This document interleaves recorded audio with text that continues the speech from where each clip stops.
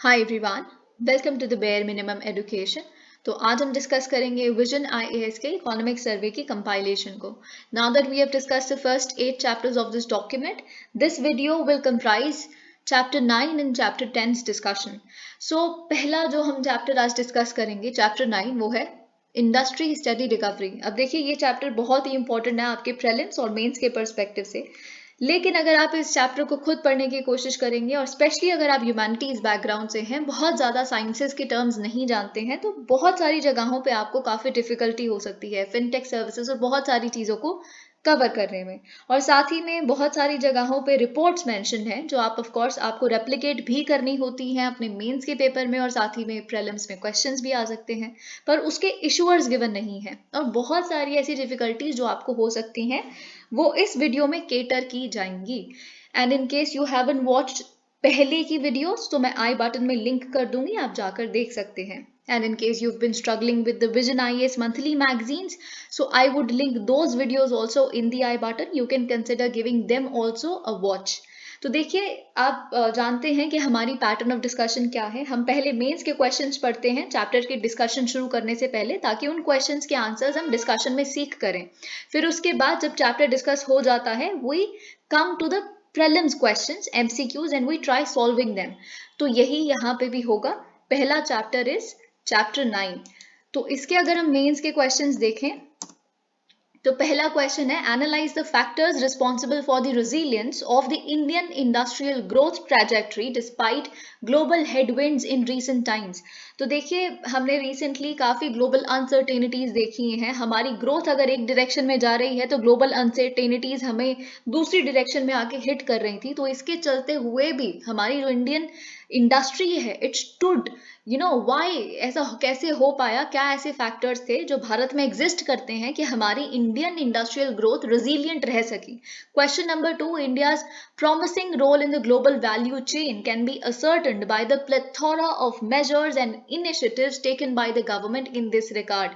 तो देखिए, global value chain का एक बहुत ही बड़ा पार्ट, सिग्निफिकेंट पार्ट बनने के लिए इंडिया की गवर्नमेंट ने बहुत सारे मेजर्स, बहुत सारी स्कीम्स, बहुत सारे इनिशिएटिव्स लिए हैं।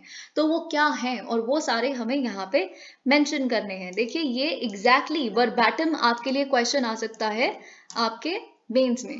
तो देखिए, यहाँ ये चैप्टर लिखा है कि क्या क्या डिस्कस करेगा, कि इंडिया की एस्पिरेशंस क्या हैं, एक प्लेयर, ग्लोबल प्लेयर बनने के लिए ग्लोबल वैल्यू चेन्स में, और साथ ही में हमारे क्या प्रोस्पेक्ट्स हैं। मतलब अगर हम कह रहे हैं, हम एस्पायर करते हैं ग्लोबल वैल्यू चेन का एक पार्ट बनने के लिए, तो हम कुछ मेजर्स ले रहे हैं कि नहीं, are we even on the path और नॉट। ओके, तो देखिए, यहाँ पे जैसे लिखा है कि हमारी जो इंडस्ट्री है वो इंडियन इकोनॉमी में एक बहुत प्रोमिनेंट पोजीशन होल्ड करती है। It constitutes 31% of GDP on average 2012 के फिनेंशियल ईयर से लेके 2021 के फिनेंशियल ईयर तक लेके। तो एम्प्लॉयमेंट में भी it's of course a very significant player. 12.1 crore people are employed in our industry. तो साथ ही में बहुत इंपॉर्टेंट चीज यहाँ पे लिखी है कि जो इंडिया का इंडस्ट्री सेक्टर है ना, उसकी रेलेवेंस केवल अपने लिए ही सीमित नहीं है, बल्कि बहुत सारे डायरेक्ट और इनडायरेक्ट लिंकेजेस भी हैं बाकी सेक्टर्स के साथ इंडियन इंडस्ट्री सेक्टर के। तो यहाँ पे जैसे लिखा है, it ensures that domestic production can accommodate. तो देखिए, ऑफ कोर्स हम आत्मनिर्भर बनने में तो ये हमें हेल्प करता ही है। चलिए, हम एक्सपोर्ट्स बहुत ज़्यादा अगर ना भी करें, वैसे तो हम इंडस्ट्रियल एक्सपोर्ट भी बहुत ज़्यादा है, पर जस्ट इन केस, पर जितनी हमारी डोमेस्टिक डिमांड है उसको तो हम बहुत ईजिली अकोमोडेट कर पाते हैं। तो इससे क्या होता है, इंपोर्ट्स पे हमारी रिलायंस कम हो जाती है।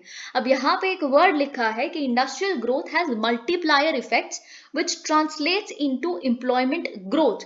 अब देखिए, इसका क्या मतलब है, और ये आपके प्रीलिम्स के पर्सपेक्टिव से इसी तरह के वर्ड्स होते हैं जो आपकी कंसेप्चुअल क्लैरिटी टेस्ट करने की कोशिश करते हैं। जैसे एम्प्लॉयमेंट इलास्टिसिटी अभी हम देखेंगे। ये कुछ कुछ टर्म्स हैं जो आपसे प्रीलिम्स में भी पूछे जाते हैं, और ऑफ कोर्स आप मेंस में तो लिखेंगे ही लिखेंगे। तो देखिए, यहाँ पे क्या लिखा है, अभी स्टार्टिंग में मैंने क्या बोला कि इंडिया की जो इंडस्ट्री है उसके बहुत सारे डायरेक्ट और इनडायरेक्ट लिंकेजेस हैं बाकी सेक्टर्स के साथ। ठीक है, तो अगर मैं फिर ये कह रही हूँ कि इसीलिए इंडियन इंडस्ट्रियल ग्रोथ का मल्टीप्लायर इफेक्ट भी है, जिससे क्या होता है, जॉब्स क्रिएट होती हैं। तो इसका मतलब ये है, अगर मैं कहूँ कि इंडिया की इंडस्ट्री का मल्टीप्लायर इफेक्ट है 3, तो इसका मतलब है अगर इंडस्ट्री में, हमारी इंडस्ट्री में अगर एक जॉब क्रिएट हो रही है, तो उसकी वजह से 2 और कहीं पे जॉब्स क्रिएट हो रही हैं। तो टोटल जॉब्स कितनी क्रिएट हो गई, 3। ओके, तो अगर इंडस्ट्री ग्रो कर रही है और हर ग्रोथ के साथ एक जॉब सिर्फ इंडस्ट्री में बन रही है, तो जो एंसिलरी आसपास डायरेक्टेड और जो लिंक्ड और सेक्टर्स हैं, जैसे ट्रांसपोर्ट होगा, फाइनेंशियल सर्विसेज होगी, बहुत सारी और चीजें, उन सारे सेक्टर्स में भी आप 2 और जॉब बनाते हैं एक जॉब इंडस्ट्री में बनाने की वजह से। That is known as multiplier effect. Okay, तो ये चीज यहाँ पे पता चलती है। अब देखिए कुछ इंडस्ट्रीज ऐसी हैं जैसे टेक्सटाइल्स, कंस्ट्रक्शन। टेक्सटाइल्स और कंस्ट्रक्शन में हाई एम्प्लॉयमेंट इलास्टिसिटी है। अब यहाँ पे जैसे अगर हम इसकी डेफिनेशन पढ़े तो इसकी डेफिनेशन ये कहती है कि टेक्सटाइल्स और कंस्ट्रक्शन, आई अगेन रिपीट ताकि आपके दिमाग में स्टक हो जाए, इसकी हाई एम्प्लॉयमेंट इलास्टिसिटी है। तो एम्प्लॉयमेंट इलास्टिसिटी का मतलब क्या होता है? It is the percentage change in employment associated with a 1% increase in GDP। तो इसका मतलब ये है कि the higher the employment elasticity, the more labor intensive growth। तो अगर देखिए जितनी हमारी इकोनॉमी ग्रो कर रही है, with every 1% growth in economy हमारा 1% एम्प्लॉयमेंट जनरेशन होती है, ठीक है?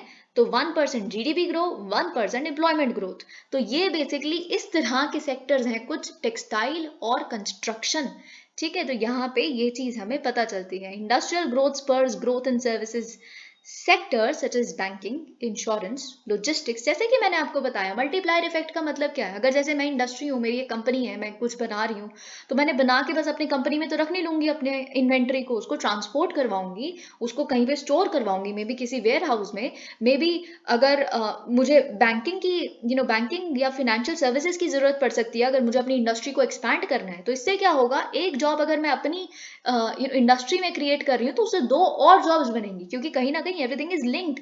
ओके, तो ये चीज यहाँ पे हमें पता चलती है। Demand stimulus to industrial growth. अब देखिए ये क्या लिखा है, decrease in overall retail inflation, it has sustained. अब देखिए क्या हुआ है, हम जानते हैं इन्फ्लेशन पहले शुरुआत में काफी बढ़ा, लेकिन अभी जो रिटेल इन्फ्लेशन है इट हैज कम डाउन। तो इसीलिए जो डिमांड थी, पेंटअप डिमांड थी, जो कोविड के समय पे पेंटअप डिमांड हमने पिछले वीडियो में देखा था। इसका मतलब क्या होता है कि जो इकट्ठी अक्यूमुलेट हो जाती है जो डिमांड, यानी कि अगर आपको याद होगा जब हम ब्रिटिशर्स के खिलाफ बॉयकॉट मूवमेंट चला रहे थे, तो हम उनके सारे गुड्स को, सर्विसेज को बॉयकॉट करते थे, लेकिन डिमांड तो थी ना।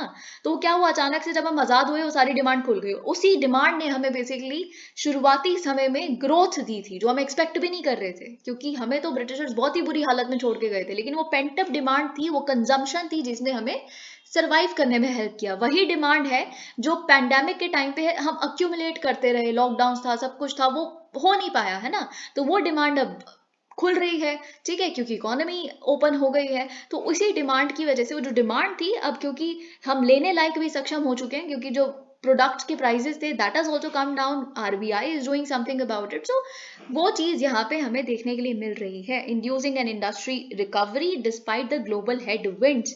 तो ग्लोबल हेडविंड्स का मतलब क्या होता है? एक हेडविंड एक ऐसी विंड होती है जो ऑपोजिट डायरेक्शन, यानी कि शिप अगर एक डायरेक्शन में जा रहा है तो उसके बिल्कुल उल्टी डायरेक्शन में आएगी हेडविंड, ठीक है? तो ग्लोबल हेडविंड का मतलब ही यही है कि जो इकोनॉमी ने नेगेटिव फैक्टर्स होते हैं, इकोनॉमी ने ग्रो करना है लेकिन आप अनसर्टेनिटीज लेके आ रहे हैं, so you are trying to slow down the growth of an economy. तो इन तरह के ग्लोबल हेडविंड्स के बावजूद हमारी जो पेंटअप डिमांड थी, और फिर इन्फ्लेशन भी उतनी ही हो गई जितना वो पेंटअप डिमांड को मीट कर सकती थी, तो we sort of survived strong external demand. अब देखिए यहाँ पे लिखा है कि Indian industry served well in 2022 when manufactured exports soared. तो देखिए 2022 में जो मैन्युफैक्चर्ड एक्सपोर्ट्स थे वो ऊपर गए थे। क्यों? क्योंकि ऐसा नहीं है कि सिर्फ भारत ने ही अपने लॉकडाउन खोले थे, पूरी इकोनॉमी, जो पूरे ग्लोबल इकोनॉमी है, एवरीबडी वाज ओपनिंग अप, सबकी डिमांड बढ़ रही थी, उस डिमांड को केटर करने के लिए भारतीय इंडस्ट्रीज एक्सपोर्ट कर रही थी, ठीक है? Increase in investment demand. देखिए यहाँ पे लिखा है केपेक्स के बारे में। केपेक्स आप जानते हैं, कैपिटल एक्सपेंडिचर, जो सेंट्रल गवर्नमेंट कर रही है और साथ ही में वो स्टेट गवर्नमेंट्स को भी नज कर रही है कि आप अपना केपेक्स बढ़ाइए, ठीक है? तो देखिए क्या होता है ना कि एक टर्म है crowding in of private investment, जो बहुत ही इंपॉर्टेंट है। जब सरकार केपेक्स बढ़ाती है ना अपना, तो जो प्राइवेट इन्वेस्टमेंट है वो क्राउड इन होता है। इसका मतलब क्या होता है, मैं आपको 2 शब्दों में डिफरेंस बताना चाहती हूँ, क्राउड इन और क्राउड आउट, और दोनों ही एग्जिस्ट करते हैं एक इकोनॉमी में, ठीक है? तो क्राउड इन का मतलब क्या है, अगर सरकार ये कॉन्फिडेंस दिलवाती है प्राइवेट सेक्टर को कि देखिए हम क्या करेंगे, हम एक इंडस्ट्रियल कॉरिडोर बना रहे हैं, ठीक है? तो इंडस्ट्रियल कॉरिडोर बनाने तो ऑफ कोर्स उसमें कैपिटल एक्सपेंडिचर जाएगा, लॉन्ग टर्म एसेट्स बनाने पड़ेंगे। हम उनको कहेंगे, मैं गवर्नमेंट हूँ और मैं कह रही हूँ कि मैं इस इंडस्ट्रियल कॉरिडोर में इलेक्ट्रिसिटी, बाकायदा 24 घंटे की इलेक्ट्रिसिटी होगी, वाटर अवेलेबिलिटी होगी, ट्रांसपोर्ट फैसिलिटीज है, मैंने मार्केट के साथ लिंकेज भी कर दिया, रोड्स अच्छी खासी बना दी हैं, सब कुछ है। तो इस तरह से मैंने इन्वेस्ट किया है। तो इन सारी इन्वेस्टमेंट के बाद प्राइवेट सेक्टर को क्या लगेगा कि okay, government is taking care of us, we have confidence, हम यहाँ जाके क्या करेंगे, इन्वेस्ट करेंगे। ठीक है, तो ये चीज आपको पता होनी चाहिए। इसे कहते हैं crowding in of private investment. Of course जब केपेक्स ऊपर जाता है सेंट्रल गवर्नमेंट या गवर्नमेंट के पार्ट पे, तो क्राउडिंग इन ही होता है प्राइवेट इन्वेस्टमेंट का। तो जैसे कि मैंने आपको बताया क्राउड आउट क्या होता है, तो यहाँ पे एक और एग्जाम्पल, जब देखिए क्या होता है ना कि हम कहते हैं फिस्कल डेफिसिट। फिस्कल डेफिसिट सरकार का इतना ज्यादा क्यों नहीं होना चाहिए, अगर ये आपके प्रीलिम्स में आ जाता है कि फिस्कल डेफिसिट ज्यादा होने की वजह से crowding out of private investment हो जाती है। That is true. ऐसा क्यों होता है? क्योंकि देखिए बैंक्स, आपको ये पता है, अगेन हमने पिछली वीडियो में देखा था कि हम बाहर से एक्सटर्नली इतना ज्यादा बोरो नहीं कर रहे हैं, तो मतलब इंटरनली बोरो कर रहे हैं। जो सरकार है वो यहाँ के बैंक से बोरो करती होगी, लेकिन बैंक तो उतना ही है ना, सीमित है। वही बैंक है, एक एसबीआई है फॉर एग्जांपल, उसी से सेंट्रल गवर्नमेंट ने भी लोन लेना है, उसी से आपने भी लोन लेना है, उसी से प्राइवेट इन्वेस्टर्स ने भी लोन लेना है, जो इंस्टीट्यूशनल इन्वेस्टर्स हैं। ठीक है, तो अब जब फिस्कल डेफिसिट बढ़ता जाएगा, ओके, तो उससे क्या होगा, यानी कि बोरो ज्यादा करना है सरकार को। ओके, तो सारी बोरिंग अगर एसबीआई से वही ले जाएगी, तो एसबीआई के पास तो पैसा ही नहीं बचा ना प्राइवेट सेक्टर को देने के लिए, तो वो crowd out of private investment हो जाएगा। इसीलिए फिस्कल डेफिसिट कभी भी बहुत ज्यादा नहीं होना चाहिए। इसका एक इनडायरेक्ट इफेक्ट होता है प्राइवेट इन्वेस्टमेंट पे। तो ये चीज आपको पता होनी चाहिए। Reasons for increase in private investment, देखिए प्राइवेट इन्वेस्टमेंट में कॉन्फिडेंस क्यों बढ़ता जा रहा है? इसीलिए बढ़ता जा रहा है क्योंकि इंसॉल्वेंसी एंड बैंकरप्सी कोड है हमारे पास 2016 में जो आया था, आईबीसी। जिससे क्या होता है कि जो खुद जिसका खुद की कंपनी आपको अगर लग रहा है कि डूब रही है और आप चाहते हैं कि हम आईबीसी के पास चले जाएं, इसके तहत हम क्या बोलें कि प्लीज आप ऐसा करिए, जिस सेक्टर में मेरी कंपनी है, फॉर एग्जांपल स्टील में, किसी और स्टील वाली कंपनी को इसे बेच दीजिए, कुछ हेल्प करवाइए, क्योंकि मैं तो अपने स्ट्रेस्ड एसेट्स को भरने में नाकामयाब हो रहा हूँ। ठीक है, तो फिर आईबीसी हेल्प्स यू आउट। तो इससे क्या होता है, कॉन्फिडेंस आता है। साथ ही में जीएसटी क्या हुआ है, जीएसटी से ईज ऑफ डूइंग बिजनेस बढ़ा है, इकोनॉमिक सर्वे ये कहता है, क्योंकि कंप्लायंस आप जानते हैं सब कुछ ऑनलाइन हो गया है, सो ई वे बिल्स हैं, everything is become easier. Okay, फिर यहाँ पे कॉर्पोरेट टैक्स रेट कम हुआ है 22%, आप जानते हैं, तो कॉर्पोरेट टैक्स रेट कम हो गया तो ऑफकोर्स टैक्स कम है, तो हर कोई इन्वेस्ट करना चाहेगा। तो अगर आपसे प्राइवेट इन्वेस्टमेंट में क्या मेजर्स लिए हैं सरकार ने, तो आईबीसी का एग्जाम्पल लिखिए, जीएसटी का एग्जाम्पल लिखिए, कॉर्पोरेट टैक्स रेट का एग्जाम्पल लिखिए। ओके, तो ये चीज यहाँ पे लिखी है। Okay, first half of financial year 2023 recorded the highest share of gross fixed capital formation in GDP among all the half years since 2015. अब देखिए यहाँ पे एक टर्म हमने देखा है, ग्रॉस फिक्स्ड कैपिटल फॉर्मेशन। अब ये इससे रिलेटेड आपके प्रीलिम्स में कुछ स्टेटमेंट्स आ सकती हैं। ठीक है, और आप बहुत ध्यान से सुनिएगा कि ग्रॉस फिक्स्ड कैपिटल फॉर्मेशन का मतलब क्या होता है। पहली बात तो देखिए, जैसे कि यहाँ पे आई थिंक इसकी डेफिनेशन दी हुई है, somewhere it must be given, हाँ ये रे। ओके, तो देखिए आरबीआई की अगर आप वेबसाइट पे जाएंगे और इसे सर्च करेंगे, तो वहां पे ये लिखा है कि जो ग्रॉस फिक्स्ड कैपिटल फॉर्मेशन है, it refers to the aggregate of gross additions, I repeat additions, to the fixed assets, that is fixed capital formation plus changes in stocks during the counting period. ठीक है, and fixed asset refers to construction, machinery and equipment. तो देखिए यहाँ पे इसका मतलब क्या है, इसका मतलब ये है जो नेट इंक्रीज होता है फिजिकल एसेट्स में, फिक्स्ड एसेट्स में, ठीक है, उसको हम फिक्स्ड कैपिटल फॉर्मेशन कहते हैं। लेकिन आपको ये बात याद रखनी है जो आपके प्रीलिम्स में आ सकती है। तो अगर ये स्टेटमेंट लिखी है that GFCF is actually a measure of total investment, no it is not a measure of total investment, it is only about the addition. Addition कितना हुआ है फिक्स्ड कैपिटल में, ये नहीं कि टोटल इन्वेस्टमेंट कितनी है, कभी भी नहीं। ठीक है, जो नेट एडिशन हो रहा है फिक्स्ड कैपिटल में, फिजिकल कैपिटल में, फॉर एग्जाम्पल जो हमने यहाँ पे देखा कंस्ट्रक्शन, मशीनरी एंड इक्विपमेंट पे, उसे हम बेसिकली फिक्स्ड कैपिटल फॉर्मेशन कहते हैं। तो ये चीज आपको ध्यान में रखनी है। और जो यहाँ पे हमने बेसिकली देखा है प्लस चेंजेस इन स्टॉक्स, तो ये स्टॉक्स वो वाले स्टॉक्स नहीं है, फिनेंशियल एसेट्स वाले नहीं, फिनेंशियल एसेट्स तो इसमें इंक्लूड भी नहीं होता। ठीक है, ये बात आपको अपने ध्यान में रखनी है। तो ये स्टॉक बेसिकली इन्वेंट्री की बात कर रहा है कि कितना स्टॉक पहले पड़ा था आपका काम का, वैसे वाला स्टॉक। तो ये चीज आपको अपने ध्यान में रखनी है। ओके, तो let's see what is written here. तो यहाँ पे हमने काफी ग्रोथ देखी है 2015 से कंपैरिजन में, पहली बार इतनी बड़ी ग्रोथ देखी है जीएफ सीएफ में। Okay, supply response of industry, steady growth in components of index of core industries. देखिए, आई थिंक आप जानते हैं, अगर आप नहीं जानते तो मैं आपको बता देती हूँ कि जो कोर इंडस्ट्रीज, अगेन ये एक बहुत पुरानी वीडियो में मैंने बताया था कि कोर इंडस्ट्रीज को समझने का बहुत सिंपल सा, कोर मतलब क्या है, जिसके बिना you can not do without it. ऐसी इंडस्ट्रीज जिसके बिना कोई इकोनॉमी नहीं रह सकती, उसे कोर इंडस्ट्रीज कहते हैं। इंडिया की टर्म्स में आप जानते हैं, आपके पेपर में इससे सवाल भी आते हैं, which of the following are the core industries. सबसे ज्यादा ये क्वेश्चन आई डोंट नो 2017-18 कभी तो आया है कि सबसे ज्यादा किसको वेटेज और सबसे ज्यादा ग्रोथ किस में देखी जाती है, राइट? सबसे ज्यादा रिसेंटली ग्रो कौन सा कर रहा है कोर इंडस्ट्री, तो अभी इलेक्ट्रिसिटी है, आप जानते हैं। तो कोर इंडस्ट्रीज में क्या क्या आता है, उसको याद करने का तरीका, ट्रिपल सी फ्रेंड्स, CCCFRENS। तो CCC का मतलब, बिल्कुल ध्यान लगाइए, लॉजिक लगाइए, कोल होगा एक, तो एक सीमेंट होगा, ठीक है, और एक क्रूड ऑयल होगा। क्रूड ऑयल तो होगा ही होगा, सो कोल, क्रूड ऑयल और सीमेंट। अब फ्रेंड्स बोला मैंने, F stand for fertilisers, R stand for refinery products, E stand for electricity, N stand for natural gas, ठीक है, और S stand for steel.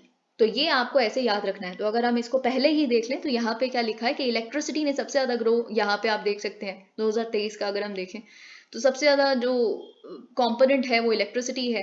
Number 2 पे क्या है, स्टील है, ठीक है। नंबर 3 पे हम देख रहे हैं सीमेंट। नंबर 4 पे कोल है। तो सबसे कम वाले भी देख लेते हैं, क्रूड ऑयल, नेचुरल गैस, ठीक है। तो number 1 is electricity, number 2 is steel, number 3 is cement, number 4 is coal. So this is how you will have to remember, ये कुछ कुछ चीजें आपको याद करनी पड़ेंगी। सप्लाई रिस्पॉन्स ऑफ इंडस्ट्री, देखिए ये एक बहुत ही इंपॉर्टेंट चीज लिखी है कि जो डिमांड स्टिमुलस था, जैसे कि मैंने बताया कि पेंटअप डिमांड खुल रही थी, सारी ग्लोबल इकोनॉमी खुल रही थी, तो फिर उसके बाद उनकी भी डिमांड थी, उसको हमने केटर किया। फिर उसके बाद प्राइवेट इन्वेस्टमेंट भी हो रहा था क्योंकि केपेक्स बढ़ रहा था, तो डिमांड वाज फाइन, ये सारा डिमांड स्टिमुलस था। तो लेकिन इसके लिए जो इंडस्ट्री का सप्लाई रिस्पॉन्स आया वो भी बहुत ही अच्छा था। और ये हमें कैसे पता चलता है, ये हाई फ्रीक्वेंसी इंडिकेटर्स बताते हैं।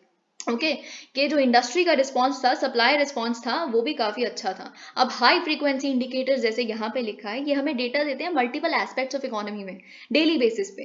कितनी फर्टिलाइजर सेल्स हुई है, एग्रीकल्चरल कमोडिटीज में कितना ट्रेड हो रहा है, कितने न्यू बिजनेसेस रजिस्टर हुए हैं, कितने ईवे बिल्स इशू किए गए हैं जीएसटी के लिए, अगर हम देखें तो ट्रेड बेसिकली, ठीक है। तो इससे पता चलता है कि okay, economy is doing well और नॉट, ठीक है। जैसे अगर आपको याद होगा, जो हमारी फिनेंस मिनिस्टर है वो बार बार बोलती हैं कि मनरेगा, मनरेगा क्या है कि एक बहुत बड़ा इंडिकेटर होता है, अगर मैं आपको बताऊं कि इकोनॉमी रिकवर कर रही है कि नहीं।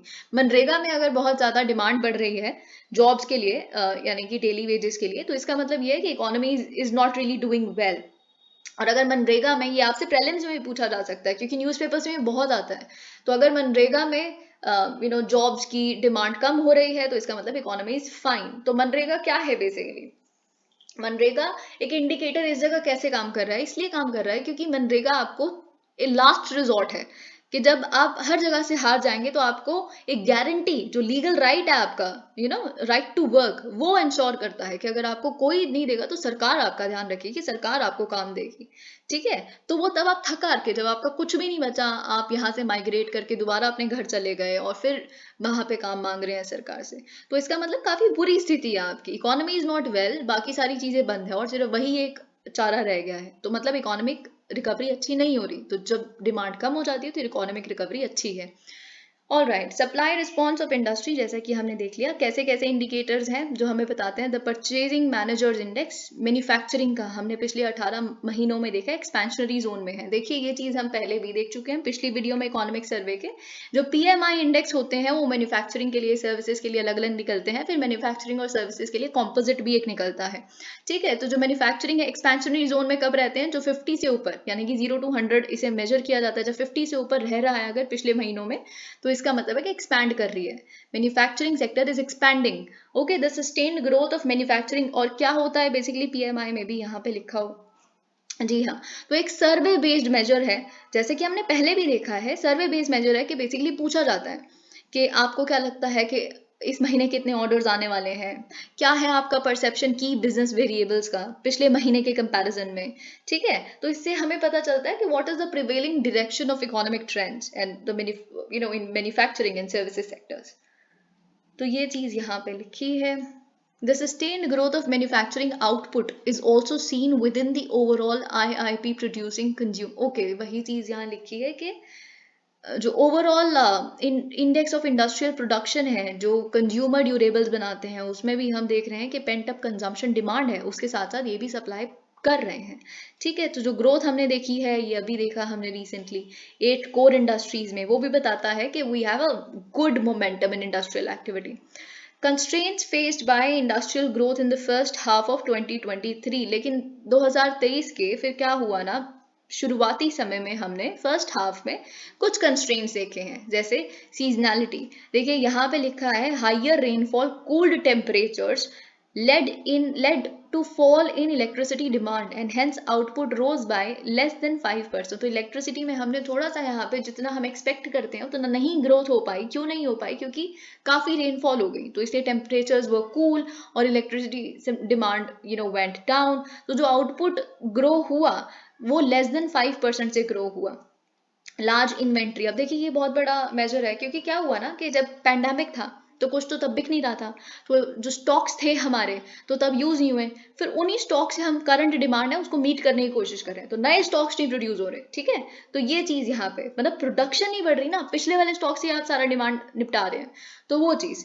Uneven manufacturing landscape, sustained growth, देखिए अब यहाँ पे कुछ कुछ लिखा है कि सस्टेन्ड ग्रोथ हमने किस किस चीज में देखी मैन्युफैक्चरिंग में, कौन कौन से सेक्टर में, और ल्यूक वार्म ग्रोथ किस में देखी, मतलब बहुत अच्छी ग्रोथ किस में देखी है, बहुत अच्छी नहीं हुई है जिसमें ग्रोथ, ठीक है। तो सस्टेन्ड ग्रोथ किस में देखी है, motor vehicles manufacturing segments performance continues to improve induced by robust demand and easing of chip shortage. तो देखिए यहाँ पे सबसे बड़ा तो एग्जाम्पल, बड़ा रियल लाइफ एग्जाम्पल है ये, क्योंकि आपने आसपास बहुत लोगों को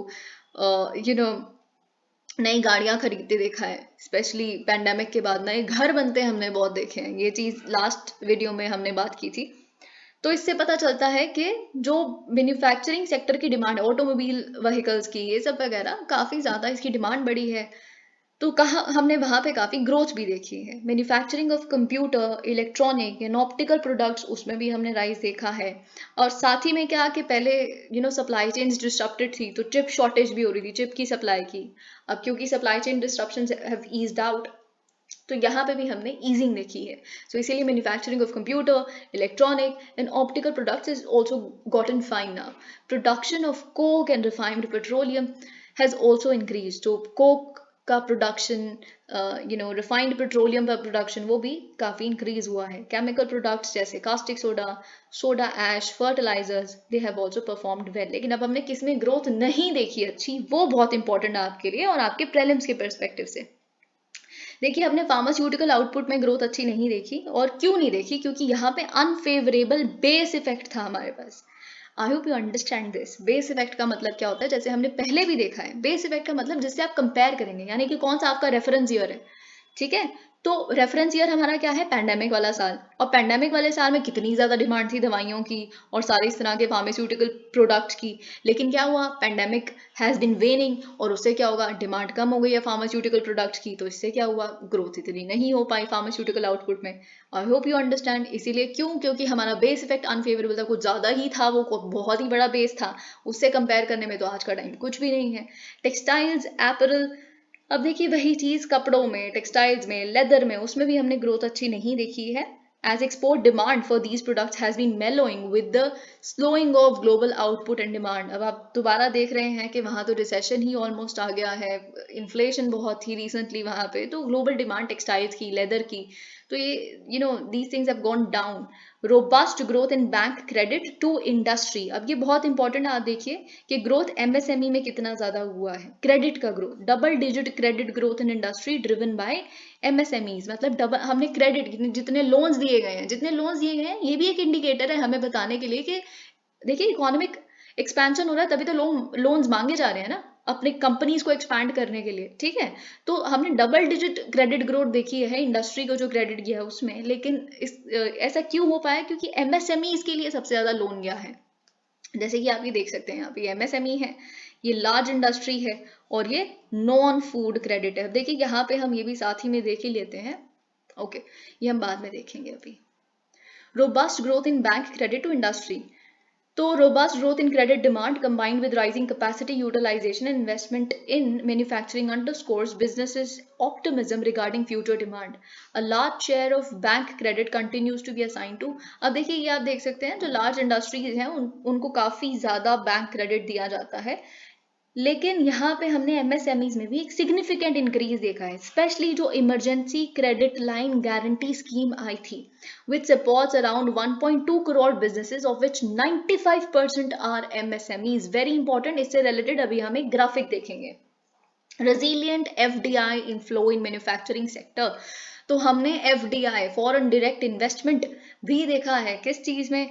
हमने मैन्युफैक्चरिंग सेक्टर में भी। देखिए बहुत इंपॉर्टेंट है, सब आपको याद रखना पड़ेगा, ये जो ग्राफिक यहाँ पे बना हुआ है FDI इक्विटी इनफ्लोज हमने सेक्टर वाइज 2022-23 में किस किस में देखे हैं। देखिए 34% है कंप्यूटर सॉफ्टवेयर एंड हार्डवेयर में, यहाँ पे काफी ज्यादा FDI आया है। फिर उसके बाद हम 22% देख रहे हैं सर्विसेज में। तो अगर हम देखें सबसे ज्यादा computer software and hardware, number 2 is services 22%। फिर उसके बाद अगर हम देखें ट्रेडिंग में 18%।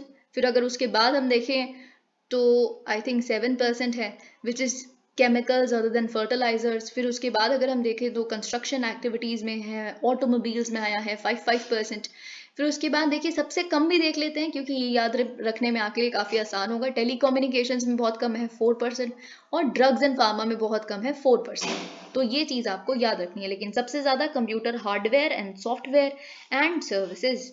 Okay, annual FDI equity inflows in the manufacturing sector have jumped from $12.1 billion in 2021 to $21.3 billion in 2022. Okay, तो ये चीज यहाँ पे लिखी है। और अब फिर उसके बाद आप जानते हैं 2022 तक तो देख लिया हमने जंप था, लेकिन Russia Ukraine conflict and all of that, इसकी वजह से क्या हुआ, मैन्युफैक्चरिंग में जो फर्स्ट हाफ था 2023 का उसमें FDI equity inflow has gone down. Okay, तो जो 2022 के फर्स्ट हाफ में था और 2023 के फर्स्ट हाफ पे कम हो चुका है। Okay, monitoring tightening at the global level, of course वहां पे भी काफी ज्यादा मनी सप्लाई कम हो रहा है, क्योंकि इंटरेस्ट रेट्स बढ़ा रही है हर कंट्री की सेंट्रल बैंक। तो इसीलिए it has further restricted the FDI equity inflows in India and India's manufacturing sector as well. FDI policy very important, आपको ये सारी चीजें याद होनी चाहिए, क्योंकि सारी 2020 से लेके जब से पैंडेमिक आया और अब तक का मोस्टली वही सारी चीजें यहाँ पे मेंशन्ड है, और इस पे क्वेश्चंस आ सकते हैं, और ना ही प्रीलिम्स में बल्कि मेंस में भी, कि कैसे FDI पॉलिसी रिफॉर्म्स दिए गए हैं पिछले कुछ सालों में। Very important for you, because there is a lot of this forex की टॉक, FDI का टॉक काफी चल रहा है, तो वेरी इंपॉर्टेंट फॉर यू। और ऑफ कोर्स एक अपॉर्चुनिटी कॉस्ट जो देखती है भारत, क्योंकि चाइना से FDI आउटफ्लोज भी हुए हैं रिसेंटली, तो India of course sees it as an opportunity, but हम उसको कैप्चर कर पाएंगे नहीं कर पाएंगे, वो हमारी पॉलिसी रिफॉर्म्स पे निर्भर करते हैं। ओके, तो 2020 में क्या हुआ था? 2020 में हमने 100% FDI under automatic route permit किया था कोल की सेल में, कोल माइनिंग एक्टिविटीज में, including associated processing infrastructure subject to provisions of relevant act. देखिए 100% FDI अंडर ऑटोमेटिक रूट का मतलब क्या होता है कि आपको सरकार से, मतलब रिस्पेक्टिव मिनिस्ट्री से कोई अप्रूवल नहीं लेना। आप क्या कीजिए, आप आइए अपनी यहाँ पे आके कंपनी खोल लीजिए या फिर पूरा आके एक्वायर कर लीजिए, 1 महीने के अंदर अंदर RBI को बता देना, आने के बाद, ठीक है, उसे कहते हैं ऑटोमेटिक रूट, कोई अप्रूवल की जरूरत नहीं होती, बस इन्फॉर्म करना होता है, अप्रूवल नहीं इन्फॉर्म, वो भी 1 महीने के अंदर अंदर, ठीक है। और 100% तक आप कंपनी की ओनरशिप 100% ओन कर सकते हैं कोल में, कोल माइनिंग एक्टिविटीज में, एसोसिएटेड processing infrastructure में। अब 26% FDI under government route has been permitted for uploading or streaming of news and current affairs through digital media. Of course, इसमें तो देखिए 26% FDI, वो भी सरकार का अप्रूवल तो चाहिए ही होगा आपको, इसमें मेथी आएगी, of course it will come into picture, क्योंकि अगर आप अपलोड करते हैं, स्ट्रीम करते हैं न्यूज करंट अफेयर्स, तो वो ऑफ कोर्स प्रोपेगेंडिस्ट नहीं होनी चाहिए। हमारा भारत है, उसमें कौन सी तरह की न्यूज आप लेके आ सकते हैं, नहीं, वो एक काफी सेंसिटिव इशू भी हो जाता है, तो इसलिए 26% ये आपको याद रखना है। 100% FDI हैज बिन, लेकिन इतना भी कर रहे हैं बहुत बड़ी बात है, 100% FDI has been permitted in intermediaries और इंश्योरेंस इंटरमीडियरीज। वेरी इंपॉर्टेंट देखिए आपके लिए, क्योंकि क्या है ना, रिसेंटली हम इंटरमीडियरीज जो शब्द है वो बहुत सुन रहे हैं, क्योंकि ये फेसबुक, ट्विटर और इससे रिलेटेड जो अभी लिंक्स स्ट्राइक डाउन करना, बीबीसी डॉक्यूमेंट बीबीसी से रिलेटेड जो कंट्रोवर्सी देख रहे हैं, बहुत सारी ऐसी इंटरमीडियरीज एक ऐसा शब्द है जो 2021 की जब रूल्स एंड रेगुलेशंस आई हैं इससे रिलेटेड काफी न्यूज में है। तो देखिए आपको ये पता होना चाहिए पहली बात तो कि इंटरमीडियरीज है क्या, ठीक है, और इंटरमीडियरीज कितने तरह के होते हैं। अगर आपसे प्रीलिम्स में ये सवाल आ गया which of the following are types of intermediaries, और उसमें एक ऑप्शन लिखा हुआ है रिटेलर्स, और आप उसको गलत मार्क करके आते हैं जो कि एक्चुअली सही आंसर है, तो फिर आप फंस जाएंगे। तो इसीलिए आपके लिए जानना बहुत जरूरी है कि 4 ट्रेडिशनल टाइप्स ऑफ इंटरमीडियरीज होते हैं। पहला तो ब्रोकर्स एंड एजेंट्स, ये तो आप जानते ही होंगे, ठीक है। ये जो ब्रोकर्स और एजेंट्स होते हैं एक्चुअल में ये जो सेल कर रहे हैं या किसी को दे डोंट सेल, मतलब खुद की सर्विसेज या खुद के प्रोडक्ट थोड़े ना होते हैं, किसी और के होते हैं वो, है ना। तो वो आपको बेसिकली जो कस्टमर्स हैं उनको उसके बारे में इंफॉर्मेशन प्रोवाइड करते हैं, of course on the behalf of manufacturer और producer, they never take up the ownership of the product sold, you know that. तो ब्रोकर्स एंड एजेंट्स के बारे में तो आपको पता ही है, ओके। और साथ ही में अगर हम बात करें सेकंड की, वो है होलसेलर्स एंड रीसेलर्स। अब ध्यान से सुनिएगा इस चीज के बारे में, होलसेलर्स और रीसेलर्स कैसे इंटरमीडियरीज हैं। तो होलसेलर और रीसेलर्स इसीलिए इंटरमीडियरी हैं क्योंकि जैसे जो होलसेलर है वो एक मैन्युफैक्चरर से बल्क में परचेज करके फिर वो रिटेलर को देता है, तो रिटेलर और मैन्युफैक्चरर के बीच में इंटरमीडियरी है वो होलसेलर है, ठीक है। फिर उसके बाद तीसरा एक इंटरमीडियरी आता है, वो डिस्ट्रीब्यूटर होता है। तो डिस्ट्रीब्यूटर तो आप जानते ही हैं, जो मैन्युफैक्चरर सिलेक्ट करेगा, है ना, कि हमारे प्रोडक्ट्स को डिस्ट्रीब्यूट कीजिए, चाहे होलसेलर को या रीसेलर को, ठीक है। फिर उसके बाद आता है रिटेलर। अब यहाँ पे वही कॉन्सेप्ट लगाइए, रिटेलर एक इंटरमीडियरी क्यों है, क्योंकि ये एक होलसेलर के बीच में और एक कस्टमर के बीच में इंटरमीडियरी की तरह काम कर रहा है, ठीक है। तो इसीलिए ये 4 तरह के जो ट्रेडिशनल इंटरमीडियरीज हैं, brokers and agents, wholesalers and resellers, distributors and retailers, तो ये आपको पता होना चाहिए। देखिए यहाँ पे इंश्योरेंस इंटरमीडियरीज में 100% एफडीआई और बाकी इंटरमीडियरीज में भी, तो ये चीज आपको याद रखनी है कि ये खुद इंश्योरेंस नहीं, बस इंश्योरेंस के बारे में इंफॉर्मेशन देते हैं बाकियों को। इस तरह की जो कंपनीज होती हैं उसमें 100% एफडीआई इन्वॉल्व है, लेकिन जो इंश्योरेंस है उसमें 100% एफडीआई नहीं अलाउ की गई है। ये चीज आपको याद रखनी है क्योंकि इंश्योरेंस जो है वो एक सोशल सिक्योरिटी थिंग है, तो उसमें 100% एफडीआई अभी तो नहीं एटलीस्ट अलाउ की गई है, ऑल्दो इंक्रीज कर दी गई है आई थिंक 74% तक, 49% से दैट हैज बिन डन, पर नो नॉट 100%। तो ये चीज आपको याद रखनी है। To curb opportunistic takeovers, again आप 2020 में चले जाइए, जब जब नया नया लॉकडाउन हुआ था, सब कुछ हुआ था, ठीक है।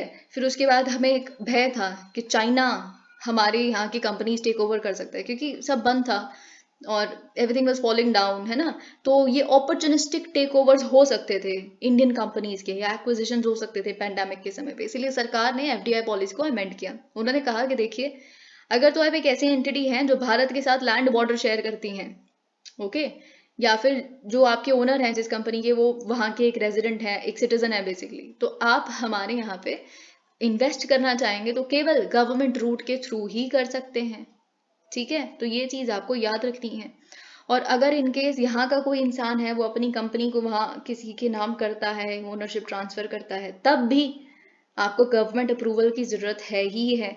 To simplify the approval process of foreign investment and to promote ease of doing business, the erstwhile Foreign Investment Promotion Board was abolished. तो देखिए 2017 में एक foreign investment and promotion board हुआ करता था बहुत समय से, उसको अबॉलिश कर दिया गया था, ओके। तो अबॉलिश करने के बाद फिर अब क्या होता है, अभी जितनी भी एप्लीकेशन होती है एफडीआई की, ठीक है, तो वो बेसिकली जो कंसर्न्ड मिनिस्ट्रीज हैं या डिपार्टमेंट्स हैं वो देखते हैं, ठीक है। तो और साथ ही में फैसिलिटेटर, हमें फैसिलिटेशन की जरूरत है, हमें प्रमोशन की जरूरत नहीं है।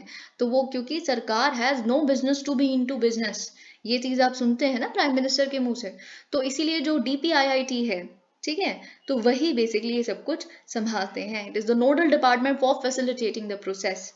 तो ये चीज एक और फॉरेन इन्वेस्टमेंट फैसिलिटेशन पोर्टल है, FIF portal, which has been launched as the online single point interface of the government of India for investors to facilitate foreign direct investment. आपको सब कुछ ईज करके देते हैं कि आप अगर आप यहाँ पे करना चाहते हो, उनको पता ही नहीं है, बहुत बारी बाहर ऑनलाइन बैठ के देखते हैं कि कहाँ एफडीआई हो सकती है, किस सेक्टर में हो सकती है ना। और एफडीआई पॉलिसी चेंज होती रहती है बहुत बार। तो फिर अगर कहीं पे एप्लीकेशन डालनी है, उन्हें नहीं पता एग्जैक्टली कहाँ एप्लीकेशन डालनी, तो ये जो FIF पोर्टल है वो हेल्प करता है उनको, ठीक है, तो sort of connect the government and those particular entities. Okay. ECLGS aided MSMEs in improving their asset quality. Very important. देखिए NPA क्या होता है, नॉन परफॉर्मिंग एसेट, यानी कि अगर आपको लोन दिया गया है तो आप इंटरेस्ट ही नहीं भर पा रहे, 90 दिन आपकी ड्यू डेट गई होगी तो आपने इंटरेस्ट भी नहीं भरा, तो उसे हम क्या कहते हैं, the asset which is not performing. तो लेकिन यहाँ पे एक चीज लिखिए, जो ECLGS दिया गया है, ये एक्सटेंडेड क्रेडिट लाइन है ना, गारंटी स्कीम जो है, तो इसने काफी, जैसे हमने देखा उसमें से 95% MSMEs को ही गया है लोन, है ना, तो ये बहुत इंपॉर्टेंट है। और इससे हमें पता चलता है, और आपको ये याद रखना है कि जो माइक्रो MSME में माइक्रो स्मॉल मीडियम या एंटरप्राइजेस है ना, तो माइक्रो का बेसिकली देख लीजिए कि जितने माइक्रो एंटरप्राइजेस हैं जिन्होंने ये इसके तहत लोन लिया, ओके, तो उन्होंने जितना जो लोन लिया, ऑफ कोर्स उसमें से 4.6% ही NPA बना है। लेकिन जिन्होंने नहीं लिया, जो एलिजिबल थे पर उन्होंने इसके तहत बेनिफिट नहीं उठाया, उनका 6.6% जो एसेट्स लिए थे वो NPA में कन्वर्ट हो गए। तो सबसे ज़्यादा माइक्रो सेक्टर में हम डिफरेंस देख रहे हैं, 6.6% अगर आपने बेनिफिट अवेल नहीं किया तो आपके एसेट्स NPA बन गए, और 4.6% ही बने अगर आपने बेनिफिट अवेल किया, ठीक है। तो ये चीज़, बाकी आप यहाँ पे भी देख सकते हैं, स्मॉल में थोड़ा सा आप देख रहे हैं कि इतना बड़ा डिफरेंस नहीं है, पर मीडियम में भी काफ़ी डिफरेंस है, 5.5 4.7, लेकिन आपको माइक्रो याद रखना है। Industry groups and their challenges, the contribution of MSME sector to overall GVA gross value addition rose from 29.3% in 2018 to 30.5% in 2020 and fall to 26.8% in 2021। तो अगर ये स्टेटमेंट आ जाए कि कंसिस्टेंटली 2018 से लेके अभी तक राइज की है, तो ऐसा नहीं है, हमने तो अप्स एंड डाउन्स देखे हैं, 2021 में ही डाउन हो गया, ठीक है, GVA की अगर हम बात करें तो। लेकिन गवर्नमेंट इनिशिएटिव्स क्या है, सबसे पहली बात तो हमने क्या किया है, हमने अब बहुत इंपॉर्टेंट है ये सारी की सारी चीज़ें जो हम MSMEs के लिए यहाँ पे स्टेप्स पढ़ेंगे, सारी ही इंपॉर्टेंट आपके लिए। ऑफ कोर्स आप ये भी लिखेंगे, ग्राफ भी बना सकते हैं, ECLGS कैसे उसने NPA रेट कम किया है एंड ऑल ऑफ दैट। बाकी सारी चीज़ें जो अभी हमने ऊपर पढ़ी कि कितना कंट्रीब्यूट करता है हमारी GDP में, वो भी आप लिख सकते हैं। लेकिन जो सबसे इंपॉर्टेंट फैक्टर है कि गवर्नमेंट ने डेफिनेशन जो थी MSMEs की उसको मॉडिफाई कर दिया, उसको ईज आउट कर दिया। अब क्या है, अगर आपके प्रीलिम्स में आ जाता है कि माइक्रो एंटरप्राइजेस कौन से होते हैं जिसमें इन्वेस्टमेंट 1 करोड़ हो और टर्नओवर अप टू 5 करोड़ हो, स्मॉल एंटरप्राइजेस कौन से होते हैं जिसमें इन्वेस्टमेंट अप टू ₹10 करोड़ हो और टर्नओवर अप टू ₹50 करोड़ हो, मीडियम कौन होते हैं जिसमें इन्वेस्टमेंट 50 करोड़ हो और टर्नओवर अप टू ₹250 करोड़। तो अगर आपको याद रखना तो 15 10 50, 15 10 50 तो याद हो जाएगा माइक्रो और स्मॉल के लिए। मीडियम के लिए आप याद रख लीजिए 50 250, ठीक है। तो ये चीज यहाँ पे अपडेटेड। अब देखिए, अगर मैं आपको थोड़ा सा और बताऊं, if what is written here, provision of ₹20,000 crore, okay, ये भी बहुत इंपॉर्टेंट है। पर उससे पहले क्या हम देखेंगे सबॉर्डिनेट डेट क्या होता है, ये भी आपके लिए बहुत इंपॉर्टेंट है। लेकिन आपको ये पता होना चाहिए कि जो MSME का कॉन्सेप्ट है, क्योंकि हम MSMEs के बारे में इतना कुछ देख रहे हैं, अगर आपके प्रीलिम्स में आ जाता है कि जो MSME का कॉन्सेप्ट है वो इंट्रोड्यूस या पॉपुलराइज या एस्टैब्लिश किया गया था भारत में थ्रू एन एक्ट, 2006 का एक एक्ट है, micro small and medium enterprises development act, उसके थ्रू हुआ था। दैट इज ट्रू, ठीक है। तो आपको, अगर हम MSMEs के बारे में, ये चीज़ मैं बहुत बार कहती हूँ कि अगर आप कुछ भी पढ़ रहे हैं, मेंटल हेल्थ के बारे में पढ़ रहे हैं, आप किसी भी चीज़ के बारे में नया सुन रहे हैं, तो आपको ये पता होना चाहिए कि क्या भारत में ऐसा कोई एक्ट एग्जिस्ट करता है। तो UPSC is not interested in knowing कि आप मेंटल हेल्थ के बारे में क्या जानते हैं, ठीक है, वो तो आप लिखेंगे जो जर्नलिस्टिक मेजर्स होते हैं, पर आप क्या ये जानते हैं कि मेंटल हेल्थ एक्ट एग्जिस्ट करता है 2017 का एक, क्या वो आपको पता है, क्या उसके मेजर्स पता है, क्या उसका स्टेटस पता है। वैसे ही अगर MSME के बारे में हम इतनी बात करें तो क्या आपको पता है कि उसका एक्ट भी एग्जिस्ट करता है, ठीक है। तो यही चीज़ बेसिकली आपसे एक्सपेक्ट की जाती है। फिर ऑफ कोर्स आप जानते हैं, अगर देखिए आपको कुछ ना मिले ना, अगर क्या मेजर्स लिए गए हैं सरकार ने MSME को डेवलप करने के लिए, तो कुछ ना मिले ना, बस ये सोचने की कोशिश कीजिए क्या इसकी कोई मिनिस्ट्री एग्जिस्ट करती है। तो पहले तो फिर यही पॉइंट लिख दीजिए, आपको एटलीस्ट आधा मार्क्स तो यही मिल जाता है कि अच्छा एक सेपरेट मिनिस्ट्री है जो इसके लिए एग्जिस्ट करती है। अगर क्लाइमेट चेंज पे कोई क्वेश्चन आता है तो आप लिखेंगे MOEFCC, सेपरेट मिनिस्ट्री है जिसमें क्लाइमेट चेंज शब्द है, जो जिसका फोकस वहां पे है, यही दिखाता है ना, तो जो इसके लिए काम करती है। वैसे MSME एक मिनिस्ट्री है जो एग्जिस्ट करती है। Okay, it is the apex ministry for developing and enforcing laws, rules, regulations pertaining to MSMEs, है ना। तो ये आपको याद रखना है, ठीक है। फिर उसके बाद एक और चीज जो आपको पता होनी चाहिए, एक ये जो एक्ट है ना 2006 का ही, ये एक बॉडी बनाता है जिसका नाम है नेशनल बोर्ड फॉर एमएसएमईज, ठीक है। ये नेशनल बोर्ड फॉर एमएसएमईज क्या करता है, ये एवरीथिंग जितनी भी रेगुलेशंस हैं या फिर सरकार को रिकमेंडेशन देनी है एमएसएमई सेक्टर को डेवलप करने के लिए, वो सब कुछ ये बोर्ड देता है। और भी बड़ी सारी चीज़ें, ट्रेनिंग फैसिलिटीज़ अगर देनी है एंटरप्रेन्योरियल डेवलपमेंट के लिए, पोल्यूशन एंड एनर्जी ऑडिट के लिए, ओके। तो यहाँ पे ग्रीनिंग वाला फैक्टर भी अपने दिमाग में रखा जाता है, ठीक है। तो ये सारी एक्सपोर्ट्स को सपोर्ट करना है फॉर एग्जांपल, ये सब कुछ ये बोर्ड करता है। अगेन ये एक्ट से आता है, एक स्टैट्यूटरी एक प्रोविजन है, तो आपको ये भी याद रखना है। आप देखिए यहाँ पे एक मेजर लिखा है, provision of ₹20,000 crore subordinate debt for stressed MSMEs. Subordinate debt का मतलब क्या होता है, अगर यहाँ पे डेफिनेशन लिखी है, खैर नहीं लिखी, तो सबऑर्डिनेट डेट का मतलब होता है उस तरह का लोन जो आपके जितने सारे लोन्स आप पहले चुका देंगे ना, उसके बाद उसकी बारी आएगी। अगर आप फॉर एग्जांपल आपकी जो कंपनी है वो बर्बाद हो गई एग्जांपल, या फिर जब आप सारे लोन्स रीपे कर देंगे ना, बाकी सारे कॉर्पोरेट डेट्स वगैरह जितने भी आपकी कंपनी के होंगे, उसके बाद जाके ना आप क्या कीजिएगा, ये सबऑर्डिनेट डेट भरिएगा। तो इसका मतलब क्या है कि जो गवर्नमेंट बैंक्स हैं या बैंक्स हैं अपने पार्ट पे वो काफ़ी ज़्यादा रिस्क उठा रहे हैं। सबऑर्डिनेट डेट ऑफ कोर्स काफ़ी रिस्की होगा, क्योंकि आप क्या कर रहे हैं, जो सरकार है इस जगह या जो बैंक्स हैं जो आपको ये लोन दे रहे हैं सरकार के बिहाफ पे, उनको आप सबऑर्डिनेट स्टेटस दे रहे हैं अपने बाकी लेंडर्स के कंपैरिजन में, ठीक है। तो ये आपने ध्यान में रखिएगा। तो सबऑर्डिनेट डेट दिया गया था, ये आपको याद रखना है। फिर उसके बाद ₹50,000 करोड़ का इक्विटी इन्फ्यूजन हुआ था through self reliant India fund. अगर आपके प्रीलिम्स में आ जाए self reliant India fund is linked to what, उसमें से एक ऑप्शन दिया हुआ है कि नेशनल ग्रीन हाइड्रोजन में हमने सेल्फ रिलायंस अटेन करनी है। फिर सेकंड ऑप्शन दिया हुआ है कि हमने फॉर एग्जाम्पल सर्विसेज में कुछ सेल्फ रिलायंस आईटी सर्विसेज में करनी है। फिर एक ऑप्शन दिया हुआ है एमएसएमई में, तो एमएसएमई वाला आंसर सही है। Self reliant India fund, SRI fund जिसे हम कहते हैं, ये बेसिकली क्या है, ये एमएसएमई सेक्टर के लिए एस्टैब्लिश किया गया था। अब वैसे इसमें समझाने के लिए बहुत कुछ है, पर I can not go that much into the detail. पर जब ये आया था, अगर हम उस समय की बात करें, तो निर्मला सीतारमन जी ने एक बात कही थी दैट ये एग्जिस्ट करेगा mother fund and daughter fund के स्ट्रक्चर पे, ठीक है। तो मदर फंड बेसिकली एक सेबी फंड होगा that will invest up to 20% of the overall corpus, है ना। और जो 80% आएगा वो आउटसाइड सोर्सेज से रेज किया जाएगा डॉटर फंड द्वारा।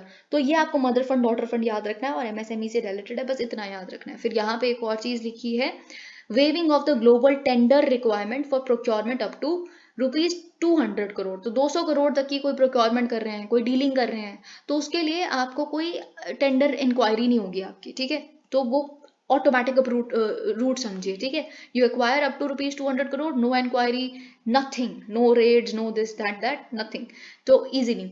Launching of the Udyam portal for MSME registration, very important. Udyam registration portal किससे रिलेटेड है, अगर इसमें भी ऑप्शन आ जाए कि मनरेगा से रिलेटेड है, या फिर एक ऑप्शन दिया हुआ है कि गैस सब्सिडी से रिलेटेड है, फिर एक ऑप्शन दिया हुआ है एमएसएमई रजिस्ट्रेशन से रिलेटेड है, तो आपको याद रखना है। अब आप देखिए आप कैसे याद रख सकते हैं।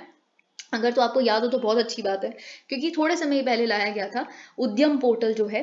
तो इसके साथ साथ एक उद्यम सखी पोर्टल भी आया था, अगर आपको याद हो, आपने न्यूज में सुना हो कभी, तो ये सिर्फ विमेन एंटरप्रेन्योर्स के लिए सेपरेटली लाया गया था।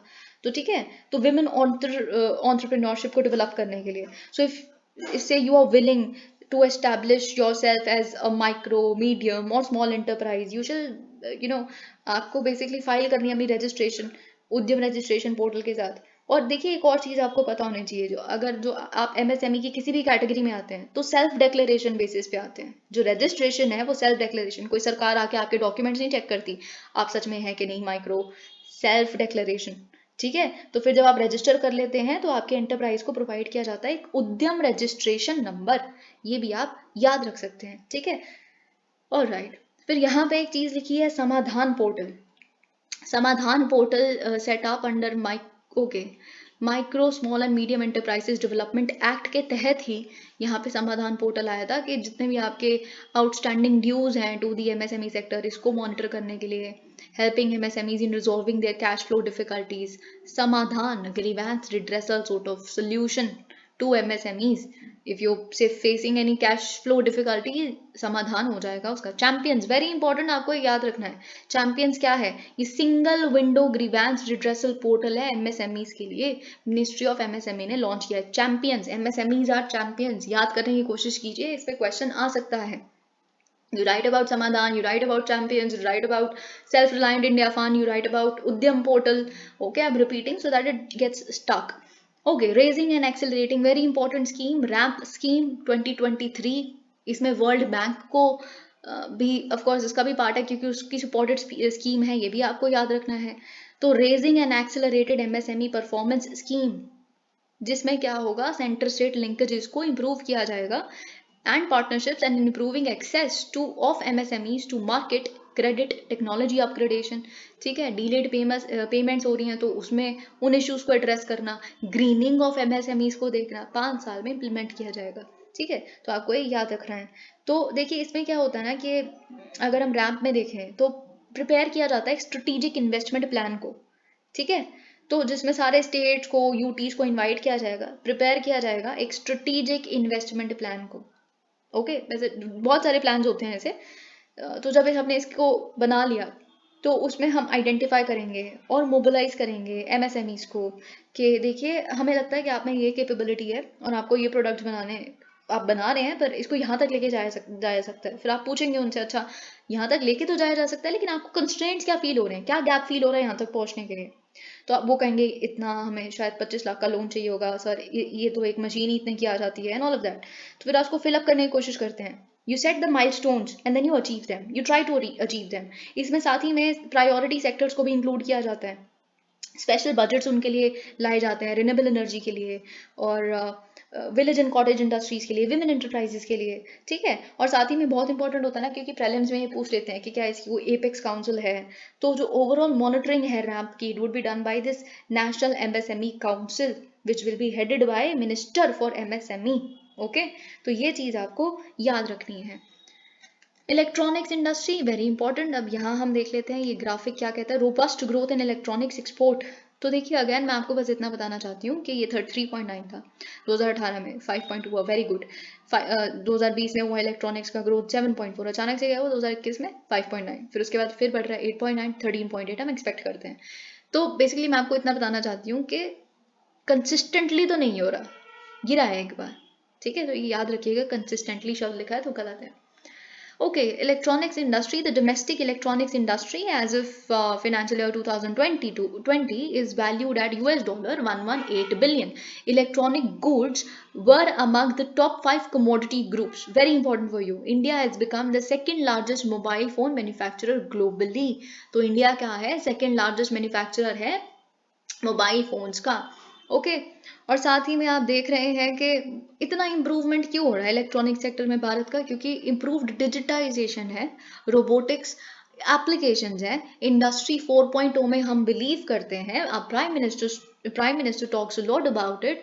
तो ये इंडस्ट्री 4.0 वगैरह हम नेक्स्ट चैप्टर में बहुत डिटेल में देखने वाले हैं। ठीक है, अब देखिए यहाँ पे हम इलेक्ट्रॉनिक्स के लिए कौन से स्टेप्स ले रहे हैं। PLI scheme for large scale electronics manufacturing, PLI scheme for IT hardware, we will see this in the next chapter. Coal industry, अब देखिए यहाँ पे हमने देखा कि अचानक से इकोनॉमिक एक्टिविटी में रिसर्जेंस देख ली हमने। ओके, फिर उसके बाद हीट वेव भी आ गई, फिर उसके बाद डिमांड अचानक से बढ़ गई क्योंकि इकोनॉमिक एक्टिविटी भी बढ़ रही है और गर्मी भी हो रही है। ठीक है, तो फिर ये चीज लिखी है the beginning of the fiscal year. Okay, this we have done. Government steps, इसलिए फिर सरकार ने क्या किया, जब डिमांड इतनी बढ़ गई तो all generators were asked to import coal to the extent of 10% of the requirements. ठीक है, तो बेसिकली आपको इंपोर्ट करना है कोल को to the extent of 10% of requirements. Section 11 जो था इलेक्ट्रिसिटी एक्ट 2003 का, इसको इन्वोक किया गया। ठीक है, इसको इन्वोक क्यों किया गया सेक्शन 11 को? इसलिए इन्वोक किया गया ताकि डायरेक्ट किया जा सके कोल बेस्ड प्लांट्स को कि आपको अपनी फुल कैपेसिटी पे रन करना है, और हम आपको एश्योरेंस देते हैं, ठीक है, कि जो कॉस्ट ऑफ ऑपरेशन है, जो अब आपको बढ़ जाएगा आपका कॉस्ट ऑफ ऑपरेशन, उसके लिए हम आपको कंपनसेट करेंगे, क्योंकि हम आपको कह रहे हैं कि आपको फुल कैपेसिटी पे रन करना है।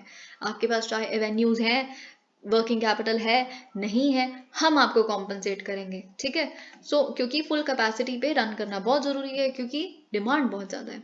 Tolling was enabled, very important, आपके लिए ये समझना बहुत ज़रूरी है कि टोलिंग शब्द किससे रिलेटेड। पहली बात तो प्रीलिम्स में तो यही काम खत्म हो जाता है कि टोलिंग इज दिस किस सेक्टर से रिलेटेड है, या रिसेंटली हमने क्यों देखा ये शब्द। तो टोलिंग किससे रिलेटेड है, कोल सेक्टर से यूजुअली आप देखते हैं रिलेटेड, ठीक है। तो इसमें क्या होता है कि जो स्टेट पावर जनरेशन कंपनीज हैं, ओके।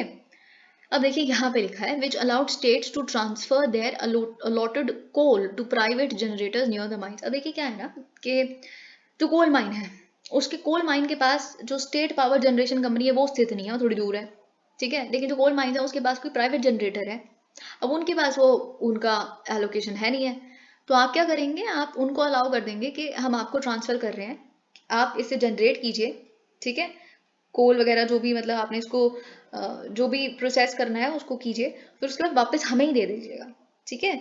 तो ये चीज़ यहाँ पे होती है कि जो इंडिपेंडेंट प्राइवेट पावर प्रोड्यूसर हैं उनको कंपेटिटिव बिड बेसिस पे, आप माइंस के आसपास ही अगर वो स्थित हैं तो उनको आप you sort of allow them, ठीक है। फिर ये पावर प्रोड्यूस करते हैं, पावर प्रोड्यूस करके वापस अप्लाई कर देते हैं स्टेट को ही, which originally has the coal linkage, ठीक है। तो this is known as tolling, इसे भी अलाउ किया गया ताकि डिस्टेंस में ट्रांसपोर्टेशन में फालतू इतना खर्चा जा रहा है वो ना हो, ओके।